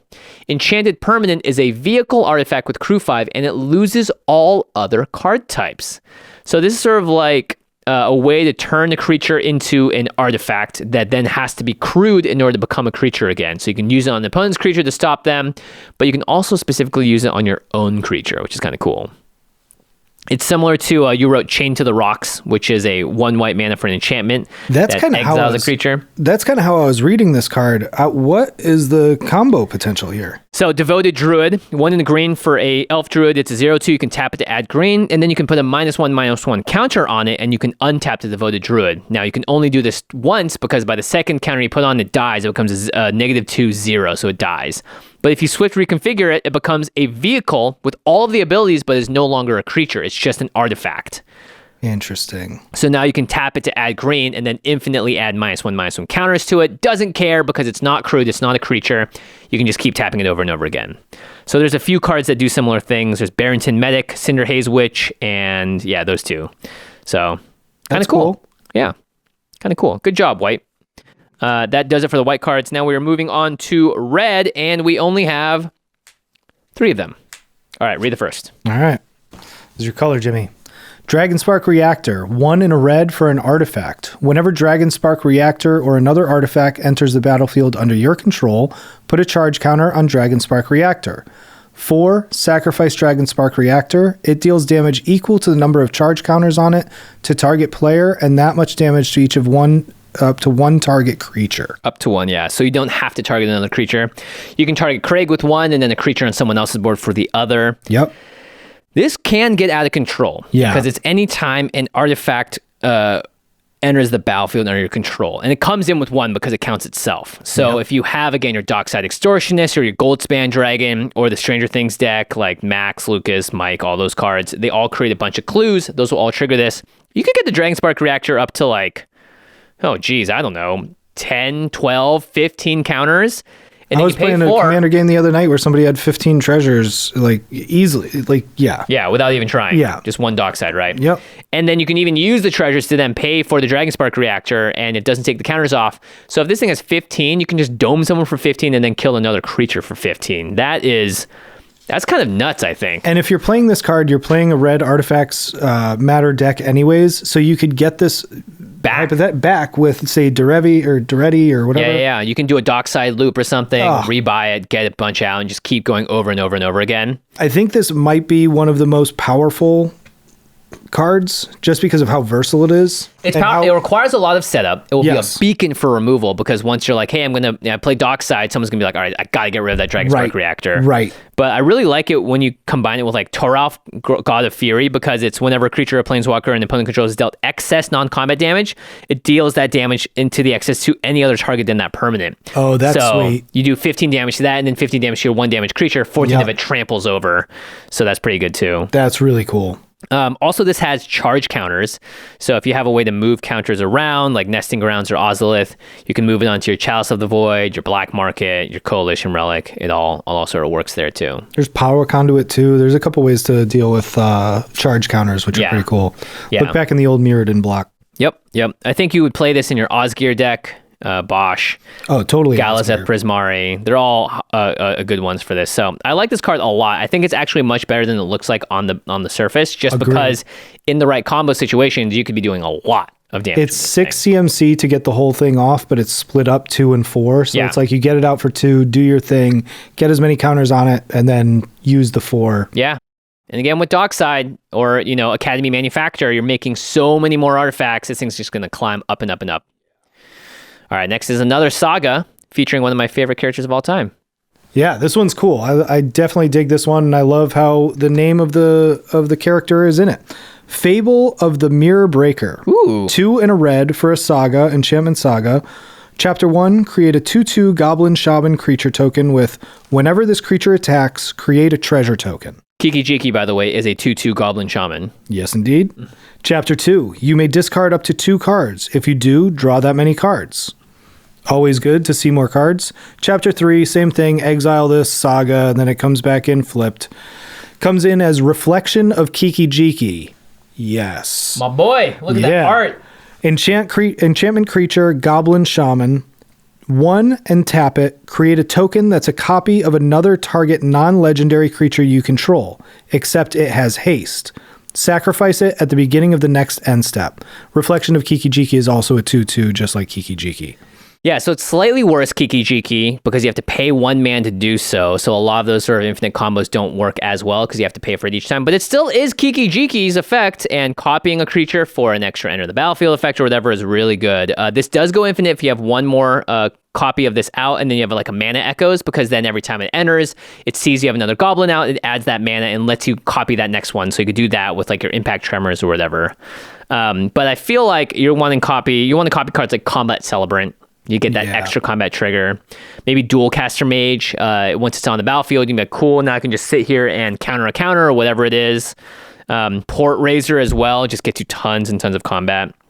Same with Mirage Phalanx. It allows you to create tokens of copies, creature soulbound ones. And again, this is not a legendary creature, the Reflection of Kiki-Jiki.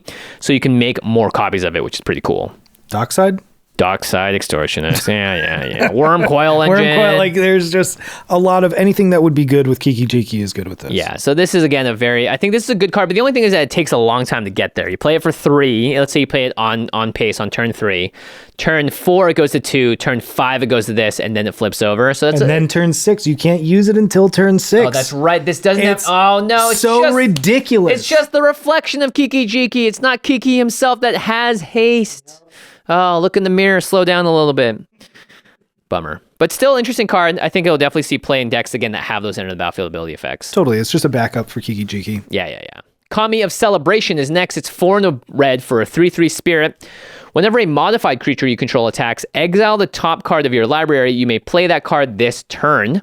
Whenever you cast a spell from exile, put a +1/+1 counter on target creature you control. Okay, so a modified creature is an equipment, auras, and counters. So any kind of counter, if it's equipped with something, it's got an aura on it, and it counts as modified. Interesting about this, it's any time a modified creature attacks. If you have 3 creatures with 1/1 counters, they all swing. They all will exile a card off the top of your library. Oh, very cool. Yeah. That is better than I thought it was. Always good to get more than 1. I always find it disappointing when it's like, and whenever this happens, you trigger this ability one once. time. Yeah. I'm definitely getting Big Mouth vibes off of this imagery. Yeah, Mori, right?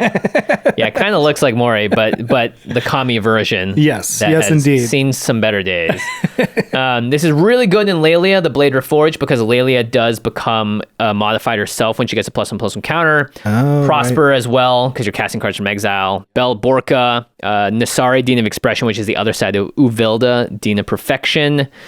Atali Primal Storm, right? There's lots of different things I think that this creature works well. And it is 5 mana, so it's up there in the slots. But I like it. Oh, Cathar's Crusade. Once you get an army out with Cathar's Crusade, cast Kami, swing with 10 1/1s that are modified, or 10 5/5s or whatever that are modified. Whew. Yeah, that's going to be nuts. A lot of card advantage right there. I love how they're making more cards for the newer commanders. Mm-hmm. You know, like they've definitely released a lot of new types of commanders in the past couple of years, and the fact that they're giving all of them extra fodder like this is very cool. Yeah. All right, let's play Blue time. Yay! All right, blue has 2 cards, I think. No, 3 cards. I actually may have miscounted. So blue, the first one up is Mind Link Mech. 2 in the blue for a 4/3 artifact vehicle with flying. Whenever this card becomes crewed for the first time each turn until end of turn, it becomes a copy of target non-legendary creature that crewed it, except it's a 4/3, it's a vehicle artifact in addition to its other types, and it has flying. And the crew cost is just 1. So the first time you crew it, it becomes a copy of the non-legendary creature that crewed it. You can still crew this with a legendary creature, but it just won't become a copy of it. Okay. So this is interesting. Maybe copy a Cephalid Constable or a Ifrit Flame Painter, which wants to have that extra power. Cephalid Constable, again, wants to have that extra power. Very crazy if you hit someone with it at that point as a flyer. Maybe you also want to copy an enchantment type creature, a creature with a static effect, like Hullbreaker Horror, Tidespout Tyrant, Consecrated Sphinx. All of them have the ability, I think, to just sit there and generate value, which is cool because then you'll have 2 Consecrated Sphinxes, 2 Hullbreaker Horrors, 2 Tidespout Tyrants, and then you can go do some nutty things with that. I like it. Yeah, it's interesting. I wish it would be better. I just wish it were a little bit better. Like, it's cool, but I do like your thought about doing a Cephalid Constable or like a Cold-Eyed Selkie, something where the power matters. So now it's like you're crewing it for 1, but you're swinging for 4, and it's a flyer, so it's gonna be hard to block too. Right. You could also do it on like, I don't know, like an Oracle of Moldiah as well. That way you can play 4 lands or more lands. You can play you can play a bunch more lands that turn, right? Oh, sure. Okay. So yeah, if you have an enchantment type, a creature that has like an enchantment or a static effect, that's when I think that this card gets a little bit better. I guess you just need non-legendaries that are good.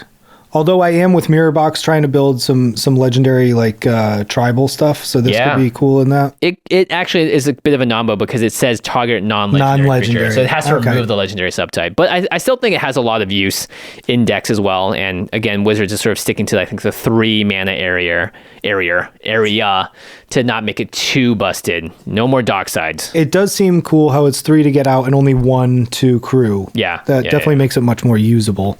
All right, this next one is a pretty well talked about one. We saw it in the last game nights. Want to read it? Yep, Imposter Mech. So 1 and a blue for an artifact vehicle, 3/1. You may have Imposter Mech enter the battlefield as a copy of a creature an opponent controls, except it's a vehicle artifact with crew 3, and it loses all other card types. Crew 3. Yeah, it's a 3/1. So downside, has to copy an opponent's creature. Upside, 2 mana, and it doesn't turn into a creature. So again, similar thing where the static effects copy your Oracle of Moldiah, your Consecrated Sphinx, your Tidespout Tyrant. Oh, cool, but it won't die to a Wrath. Yep. And then you could always crew it to equip it, or like... To use as a creature, yeah. But a lot of times, I would be fine if Oracle of Moldiah never becomes a creature, you know? Yeah. Also, another cool thing with this, since it has to be an opponent's creature, you can copy legendary creatures. Yes. And like not have them die. Commander and all that, yeah, that's right. You can also get Enter the Battlefield abilities because it enters as a copy, which is a lot of the clones. So, Ewit, Dockside Extortionist, how many times can we say that card? Avenger of Zendikar, all of those cards will do well with this. This reminds me a lot of Phantasmal Image, which is a copy of any creature, but it dies if it gets targeted. But it's 2 mana, and that's why it's so good, is because you can clone something at 2 mana. So, pretty interesting stuff. It definitely dodges creature removal. I like that. All right, we have one more blue card. It is Universal Surveillance, X blue, sorcery with Improvise. So your artifacts can again tap to pay for this cost, and you draw X cards. Blue's got a lot of these, X blue specifically. This one can be much cheaper with Improvise if you got Rocks with Tago, all that good stuff. But how many times can we mention Dockside Extortionist and Academy Manufacturer in a single episode? I think we're at 6 times or 5 times for Dockside at this point. Yep. Inspiring Statuary is another similar card that works well with decks like this. Vadric is pretty good because it affects X draw spells, and you can use almost all the X blue draw spells in the deck. And then you got Urza, Borea, Emery, Brew the Clad. Brew the Clad's pretty good here too. Because it's X, Mizzix kind of, but again, I don't know if Mizzix needed another X draw spell. No, Mizzix I think is going to do A-okay. All right, moving on to black. There's only one card. Yep. Ruthless Technomancer. 3 and a black for a 2/4 creature human wizard. When Ruthless Technomancer enters the battlefield, you may sacrifice another creature you control. If you do, create a number of treasure tokens equal to that creature's power. Interesting. 2 and a black, sacrifice X artifacts. Return target creature card with power X or less from your graveyard to the battlefield. X cannot be 0. Okay, so this is 4 mana, comes in, sacks another creature, and then you make treasures equal to the power of that creature. This screams to me Greven, Predator Captain, because you want to have those cheap creatures you can play with huge powers on them, like Lupine Prototype, Phyrexian Soul Gorger. So you play 3 mana, Phyrexian Soul Gorger, play Ruthless Technomancer for 4, sack the Gorger, and then blammo, you get 8 treasures. I like it. There's definitely some uses to this card that I don't think I'm thinking of. I do think it would work in like my Carador deck or something like that. Reanimator builds for sure. Yeah, where you can get it back out and then keep sacking other creatures and get more treasure tokens to kind of like build an engine. But another like the deck that I use that has a lot of big creatures is Rakdos, Lord of Riots. And I don't know if this goes in there because by the time I have huge creatures, I don't necessarily want to be sacking them for treasure. Yeah. I'd rather be sacking them for more cards. Yeah. So I think this is, I don't know. It's like they tried to depower Dockside, came up with this. And I will say I do like how it's just sacrifice X artifacts and they don't have to be treasures. Yeah, that's true. They don't have to be the treasures you make. They could be literally just artifact creatures, like with your Mirror Battle Sphere. Yeah. Keskit, the Flesh Sculptor decks probably are very similar because they're trying to sacrifice a bunch of artifacts too. And then, if you have like Jury, Master of the Review, whenever you sack a permanent, you put a counter on Jury and then it deals damage when Jury dies. Ooh, so there's like things that you can do there that are interesting, yeah. Yep, that makes sense. And then Anala, Archmage Ritualist, cares about this because it's a wizard, so it could create more of them. Yep. So yeah, good stuff. I could dig it. I also think with Academy Manufactor, that second ability gets so much better. The first ability gets so much better. That's right. The first and second. Yeah. Ruthless Technomancer, sacrifice a Phyrexian Soul Gorger with Academy Manufacturer out. You make 24 artifacts. The Greven decks, I think, really want this. Okay. I think so too. I'll have to ask Josh and see what he thinks about it. All right, that's it for black. Now let's move on to green. We got Silk Guard, X and a green for an instant. Put a +1/+1 counter on each of X target creatures you control. And then auras, equipments, and modified creatures you control gain hexproof until end of turn. So big resemblance to Heroic Intervention here. Yeah. If you already have a bunch of creatures with +1/+1 counters on it, awesome. They instantly get hexproof until end of turn for just 1 green. If you want to protect 5 creatures, you pay 5 for X, and then 1 green. They add a 1/1 counter on each of them, and then they all get protected as well with hexproof. So this is scalable up and down. I think this is actually really good. Yeah, I think it definitely has uses. Like I was thinking of Traxa when I first saw it, just because putting counters on stuff, you're saving your other equipments and auras and stuff like that. Yeah, but I like Halana and Elena partners because they obviously add +1 counters to stuff. Cathril, Aspect Warper as well. You're playing around with those ability counters, and that counts in terms of modified. Oh, that's cool. Yeah, you have your Gave deck. That's plenty of stuff there. This might be best actually in the Zaxara, the Exemplary deck, because it's a Hydra deck. Every single Hydra pretty much is modified because they all have +1/+1 counters. So Silk Guard, again, just becomes a pay 1 green mana, protect everything, and give it hexproof. Now, the big difference is that it's not indestructible like Heroic Intervention, but you're probably playing both of them. Modified creatures. Oh my god, I totally missed that text. So Gave would be very good. Yeah, because you're putting counters on things. Yeah, exactly. You can move modified. Counters around at like instant speed. That's cool. Okay. Yeah. All right, next up we got the Kami War. It's a cool card. A very cool card. But it's not, I don't think it's that great. It stinks that it'd be cool if it could be your commander. It would be cool if it could be your commander, but it can't. Sorry. It's 1 and Wooburg, so 6 mana total as a saga, and it enters, and you add a lower counter to go to Chapter 1, which is exile target non-land permanent and opponent controls, Anguish Unmaking. Chapter 2, return up to 1 other target non-land permanent to its owner's hand, then each opponent discards a card. Number 3, you exile this and you return to your battlefield transformed, and then what does it do, Craig? What does it become? It becomes a 6/6 Okagachi Made Manifest, a 6/6 enchantment creature dragon spirit. Okagachi Made Manifest is all colors, flying, trample. Whenever Okagachi Made Manifest attacks, defending player chooses a non-land card in your graveyard. Return that card to your hand. Okagachi Made Manifest gets +X+0 until end of turn, where X is the mana value of that card. Okay, so this will re-buy you a non-land card from your graveyard every time it attacks. It's got Flample. If you can somehow position your graveyard to have exactly what you want, then blammo, this is a 12/6 all of a sudden, or something even bigger. There's a lot of if you can, what if in here. I do think the first 2 chapters are relevant, right? You're going to exile something. That's cool. That's always pertinent.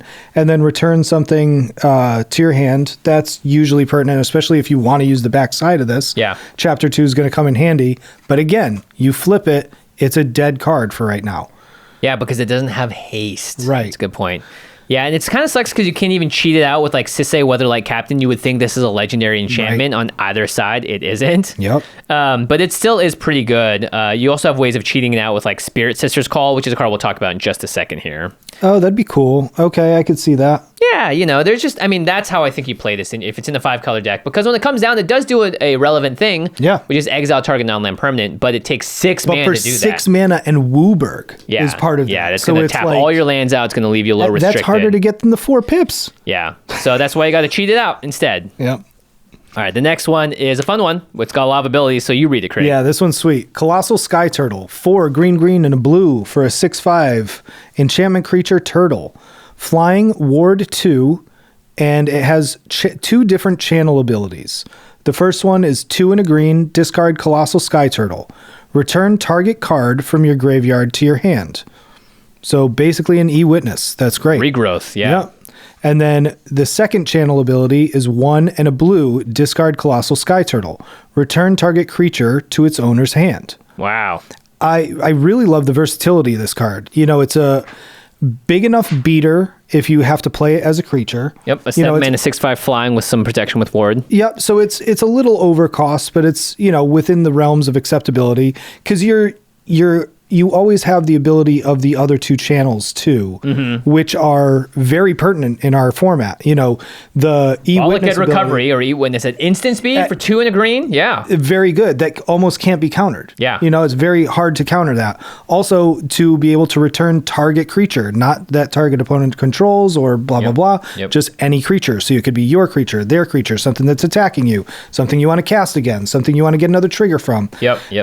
So I really love the versatility of this card. And they've been printing, if you've noticed, like looking at this episode versus past episodes of In the 99, there are a lot more uncommons that we're talking about these days. And even some commons. Yeah. And that's a major, like, kudos to the design team for that. Yeah. Because that's awesome. Sure. Yeah, it is very awesome. This card, it may just be better in some decks than Eternal Witness. Yeah. Because again, you can do it at instant speed with Channel. And you have 2 different channel abilities on it. And it is also just a creature. So you could, in a Reanimator deck, channel this early, reanimate it later if you need a beater. Or rebuy it to your hand, channel it again, right? There's definitely loops that you can sort of get into with the Colossal Sky Turtle. This is just one of those very pushed cards, especially at Uncommon. If I was playing in Limited and I saw this, I would definitely draft it. I think the only thing that's preventing me from running this over E-Witness in a lot of decks is the fact that it has blue.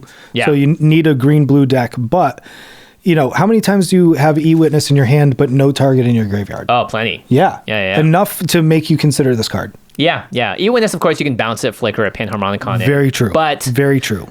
Instant speed, Colossal Sky Turtle. It's the reason I play Bala Get Recovery. Yep. Pretty cool. Okay. Next up, we have another saga that exiles into a creature. It's Hidetsugu Consumes All. Man, he's a jerk, man. Bro, how can you consume all? That if Hidetsugu truly consumed all, we wouldn't even be here. Think about it. He's a punk.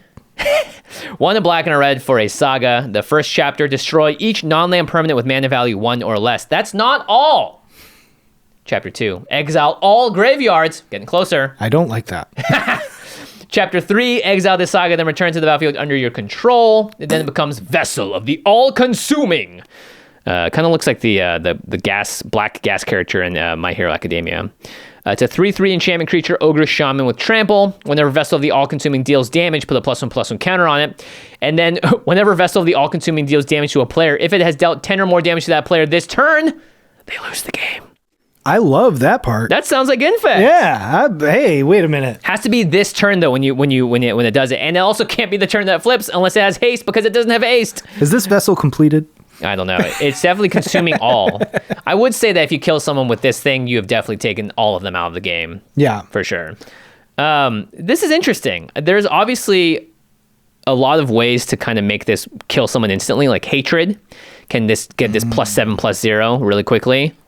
But it also doesn't say combat damage. So it can deal damage through Chandra's Ignition. You can deal with Gravitic Punch or Fling, Soul's Fire. You can double strike it, maybe with Temur Battle Rage or Ember Cleave. And you could do some of these things like Soul's Fire or Chandra's Ignition. You could do that the turn that it flips over and exiles that you can't attack again. Yeah. But you could cast these things to do what you're saying, which I think is very cool. Because you could, with Chandra's Ignition, if you bump it by 7, you can now kill the rest of the table.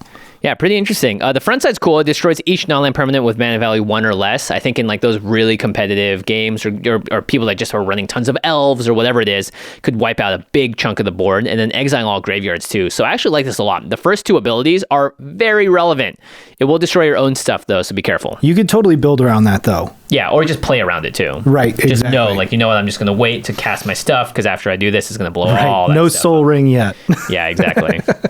All right, we're almost there. Yeah, Oh, getting my close. throat hurts. All right, we already talked about this card. Spirit Sister's Call, 3 white-black for an enchantment. At the beginning of your end step, choose target permanent card in your graveyard. You may sacrifice a permanent that shares a card type with the chosen card. If you do, return the chosen card from your graveyard to the battlefield, and it gains, if this permanent would leave the battlefield, exile it instead of putting it anywhere else. Cool. Each end step of your end step, you choose a permanent in your graveyard, then you can sack a permanent that shares a card type. So a creature for a creature, artifact for an artifact, and then that card comes back to the battlefield. And if it leaves again, it exiles. So this is kind of cool. It activates on the end step. You get to use the turn it comes down to buy something else. You can actually sacrifice itself to get another enchantment back, notably. Oh, very cool. Yeah. You could get out like Mind's Dilation, your Necropotence that someone removed, Nyx Bloom Ancient, Omniscience, if you're in those colors. Overwhelming Splendor is in the colors. So there's lots of juicy targets for sure. Yeah, those are super juicy targets. I see it more in like a token deck or something like that. So you're like sacking a token, getting an actual real creature back. Yeah. Especially in white and black, that's good token colors for sure. Yep. Yeah, I could see this in like Alila then, because you already have artifacts and enchantments, and then you also have fairy creature tokens that you're making, so you can sack any of those to buy them back. Alila would be great. Yeah, I think it's really good in Alila. It works for like lands too. Yeah, Target any permanent. Yeah. Yeah, that's dope. All right, this one's fun. This is Containment Construct. 2 colorless for a 2/1 artifact creature construct. Whenever you discard a card, you may exile that card from your graveyard. If you do, you may play that card this turn. That's sweet for like Anya Falconwrath or something like that. Oh, like, yeah. Yo, this is ridiculous. Gavi Nest Warden, because you're cycling and discarding it, now you can replay it. Oh, Gavi Nest Warden. Yeah. This is great with any mono red deck that's playing Gamble, Thrill of Possibility, Wheel of Fortune, because you get a chance to now play those cards. And it's anytime you discard a card, not the first one you discard each turn. This is not uncommon. I expect to see this in a lot of decks that don't have access to great card draw, but are playing Gamble or playing Faithless Looting and all that sort of stuff. Crazy and Prosper, which we've seen, take that effect into huge places. Yep, absolutely. And then reminds me a lot of Conspiracy Theorist. Oh, yeah. There's like a red card that does something very similar. Yeah, most of the red looting effects or rummaging effects discard a card and draw you a card. And now every time that you do that, you'll get a chance to play the card that you discarded. So you're kind of not losing that card to just discard if it doesn't have flashback or whatever on it. And red is always kind of looking for that answer to do stuff like that. So I like that it is a lot. so good for cycling. That's crazy. Windfall as well, Wheel of Fortune, all that sort of stuff. Yo, this card's way better than I thought. It's an uncommon. Yeah. 2 mana, everyone can get it. You can pick so it this up goes right in now. Locust God too. Yeah, 100%. Locust God may not need the help, but with red, you're probably playing a lot of like the Faithless Looting and stuff's in there. So yeah. Oh, totally. Yeah. It still works well.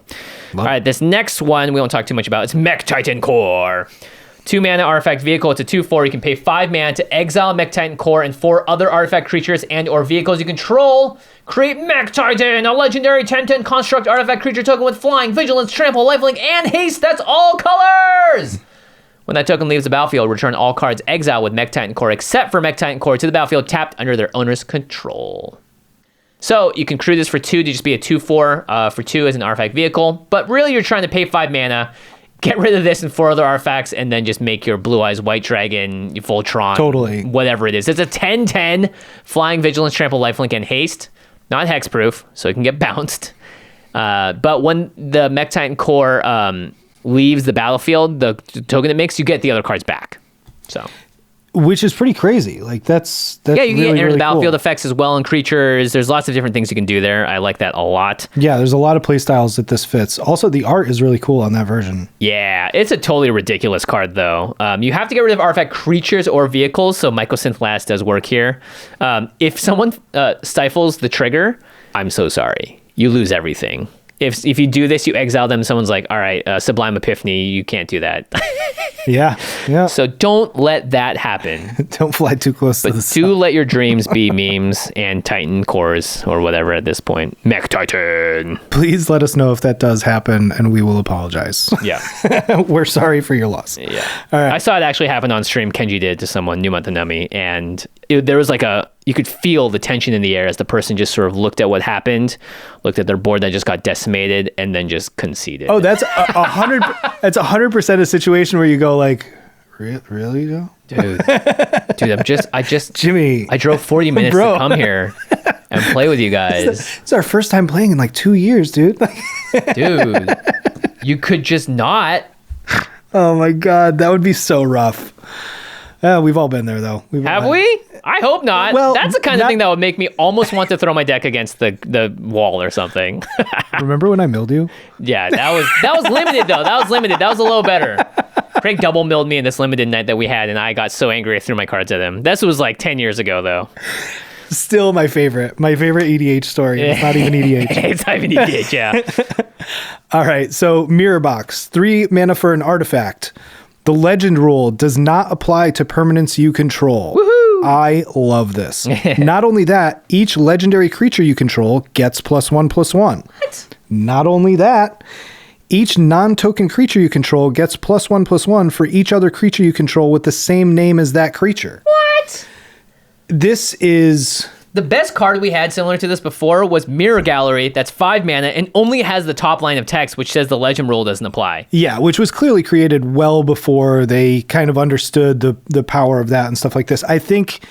I actually think this is a little low for the CMC. Are you kidding me? I thought this was a 5 CMC card. That's what I'm saying. Card. That's what this I'm saying. Is way like, too low. Way too low. Yeah. I think it could have been 4 or 5. It buffs your other creatures that you use with the legend rule. If you have 2 whatever Volos or whatever, and then all of a sudden they get bigger because one, they're legendary, and then they share the same name as another creature. Oh my gosh. Mirror Crazy. Gallery also was a universal effect. It wasn't just you. So the fact that it only affects you just opens up so many deck building possibilities that I've been waiting for so long. Yeah. Like, love Sakashima, love Sakashima's Imposter, always have loved, what's it called? Vesuvian Doppelganger. Yeah. Clone. Basically, you can make a clone tribal deck now and Just be always able to search out Mirror copy. Box. Yeah, be able to copy all those legendary creatures, which is just awesome. Yeah, this is great in Riku of the Two Reflections, Essex Fractal Bloom. Again, Volo Guide to Monsters loves this card. Arami of the Dead Tide. There's just so many decks that want this. This is basically causing me to build Essex. Yeah, Volrath the Shapestealer, Brutaclad. All of these cards in these decks would love to be able to copy permanents that are legendary. Oh, Brutaclad. Jake's deck is going to get a lot better. Pretty good stuff. Yep. Brutaclad! All right, so this card's very good, obviously. And it's severely undercosted. Yeah. 3 mana for agreed. that. All of that. Agreed. Oof. Hidetsugu would have a field day with all of that. All right, Roadside Reliquary is one of 2 lands we're going to talk about. It's a land you tap for colorless, and then you can pay 2 and sacrifice it. Draw a card if you control an enchantment. Draw an additional card if you control an artifact. Actually, that's not the text on the card. Let me reread it. Draw a card if you control an enchantment. Draw a card if you control an artifact. Draw a card if you control an enchantment. Sorry. So you could draw 2. You could draw 2 for 2 mana. It's a land, however you get rid of it. But it's, again, you can play this in a lot of different decks, I think. It's especially in like 2-color decks where you're not hurting your mana base by putting a colorless land in there. And it's a good way to sort of get yourself out of a pickle. It is cost technically kind of 3 mana because the land itself gets tapped, it gets sacrificed. Can I see it? Not a bad rate. Not a bad rate. I mean, especially draw 2 cards in the right decks. Like, we said Locust God doesn't need any more help, but True. You may need that in a Locust God deck or something like that. Agreed that the colorless is a problem, but yeah, it's not too bad. All right, the last card we're going to talk about is Secluded Courtyard. As Secluded Courtyard enters the battlefield, choose a creature type. You can tap it to add colorless, or you can tap it to add 1 mana of any color. However, spend this mana only to cast a creature spell of the chosen type or activate an ability of a creature or a creature card of the chosen type. This is one of the best travel lands ever printed. totally. Better than the Ziggurat, better than... Yeah, because it comes in untapped. It belongs in pretty much any tribal deck. Yep. Or even if your just deck has more of one creature than the other, like this could be in a 5-color deck that has just a bunch of humans, then awesome. Love how it taps for abilities too. So like you could put it in Memnarch. Yeah. You know? That's it. We did every single card that we thought mattered. Now, we may have skipped some that are super niche. We try to keep these a little bit shorter because there's so many set reviews now. But Craig, what's your pick for most powerful new card? For most powerful, I think the Teferi has... The Tezzeret has a lot of... There's been so many Teferis lately. A lot of Teferis. A lot of Tezzerets too, and actually. He does have kind of a power level of a Teferi, but I think the Tezzeret is the most powerful card. Yeah. I think the static ability is very powerful, especially with the new Stranger Things commanders, which we're going to see a lot of. More clues. And then, you know, his minus ability where you can go infinite with Gilded Lotus, I think makes it's a combo piece. So that makes it very, very powerful. Yeah, Tezzeret's a pretty good card in general. He's always been a big baddie and doing cool things in this world. Draws you cards. I mean, like... I'm surprised you didn't say he's the reason that Jin Cataxias is back, and that's why you like him so much. What's wrong with you? That's clearly why I don't know as much of the lore. I mean, I also could have chosen... Well, we did most powerful, not favorite. Oh, good point. Good point. Even still, I didn't most choose powerful, I think, BOSEIJU. Obviously, it's just the land that does it all. Every single green deck. I'm sorry. Every single green deck can play it. It's just how it is. Sorry. You don't have to apologize, Joe. Personal favorite new card outside of Tezzeret? My favorite is definitely Mirror Box. Yeah. Like, without question, not even hands down, Mirror Box. Just making some legendaries. Yep. I like Mech Titan Core because it's just filled with that fun potential. Who doesn't? I mean, I loved it when Brizelda was a thing too. I was like, I want to just get this crazy thing out there. Who cares if it gets bounced? At least I did it. I'm going to load up with Stifles. I want to see. Bro, don't say that. I want to be remaining your friend. All right, to the listeners, what cards are you excited to build around? What sweet tech do you have for our community? Let us know in the comments. Let us know on Instagram, Twitter, Facebook, wherever. Start that conversation. We try to read as much as we can because we learn a lot from you as well all the times. Please check out channelfireball.com/command. The next time that you're going to buy some cards, there's tons of cards we talked about today, tons of good pickups. You want to use it, use that promo code command at checkout. And when you get those cards, put them in UltraPro sleeves. They're going to protect it. Put it in an UltraPro playmat. It's going to have the amazing art to go with it. And not just the art from this set, but the next set and the set after that, and all the cool wall scrolls they do. There's so many great products to make. They make dice, deck boxes, you name it. They have everything you need for your collection. Those Mythic Edition deck boxes. They're great. So nice. They're so nice. So yeah. nice. They're some of my favorites. All right, the end step, we talk about something cool outside the world of Magic. I had a baby. Last month in January, and it's something we kept very secret for a long time, the entire pregnancy, of course. But we were trying before that as well. It's not easy to have a baby, it turns out. There's lots of complications. There's lots of failures as well along the way. So my heart goes out to anyone that's been trying and has still not succeeded, but is still going for it. You know, best of luck to you. Hopefully you can push through. And it's been a wonderful experience. Having a kid is pretty cool. I'm not going to post or talk too much about it from now until the future, probably, because, you know, if I was a baby and someone was like, Jimmy, do you want me to post on social media for you? I probably would have not been, one, I wouldn't have understand what they said, but two, you know, I think it's got to be their choice if they want to do stuff like that. And I've been on social media for long enough to know that it's not the friendliest place in the world. Things like babies get pretty much, you know, 100%, yay, hooray, we love you so much. But there's a lot of other parts of social media that I don't like, and I don't like also playing more into that system as well, just to be like, oh, look at all the karma I got from posting my baby all the time. So I'm not going to be gratuitous in that way, but I do appreciate every single person that sent flowers. The office, everyone here at the office wrote really nice cards and sent flowers and like teddy bears and stuff. Everyone that's commented congratulations and has shared their stories of their children as well, really appreciate all of it. But yeah, the baby's name is Mason. And we have yet to find out what color magic he likes the most. Congrats, homie. Better be red. I'm sure it'll be red. Yeah, otherwise that baby, sorry, buddy, you gotta go. Just kidding. Is your wife a red player? I don't know what Rosanna would play. I need to ask her. I think she probably would be like white-green. She loves nature. She'd totally be green. Yeah, green for sure. And then I don't know what maybe she is a little bit of black in there too, because she can definitely like...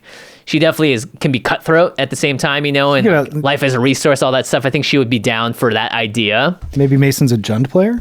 A Jund player? I like it. He's a beast in that case. Yeah. Look at him go. Yeah. Yeah. We'll find out. That I'll share with people once we figure it out. Maybe we'll do that thing where like you put all the cards in front of him and you have him crawl towards it, and the ones he touches. You should send me that. We'll film it all cinematically. All right. Yeah, but that's it. Thank you so much, everyone, again, for the congratulations and the very kind words. It does not go unheard. All right. Cleanup step. Big thanks to our team here at the Command Zone: Arthur Meadowcroft, Lady Danger, Manson Lung, Craig Blanchette, this guy, Ashton Rose, Alfred Destaka, Josh Murphy, Jake Boss, Patrick Nan, Jordan Pridgeon, Sam Waldo, Gorov Goliath, Truck Tie, Jamie Block, Damon Lynn, Shauna Gillis, Evan Limburger, Mitch. I'm sure I'm Josh missing Lee Kwai. Josh Lee Kwai. I may have missed someone else in there. It's maybe an older list. Our team's always growing, and it's so fantastic to have everyone around us.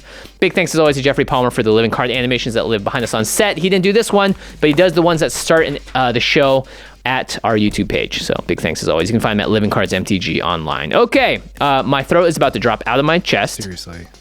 Each of these set reviews, I haven't done one in a while too, obviously, because I had a kid. I'm also running on like no sleep. So that's going to wrap it up for this Into 99. Thanks for joining me, Craig.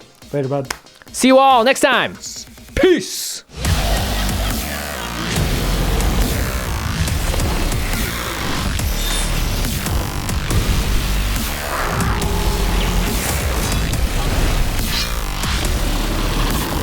Thank you for your attention. For further inquiries, send an email to commandcast@rocketjump.com or ask us on Twitter @JFWong and @Josh Lee Kwai. See you later, alligator. Greetings, humans.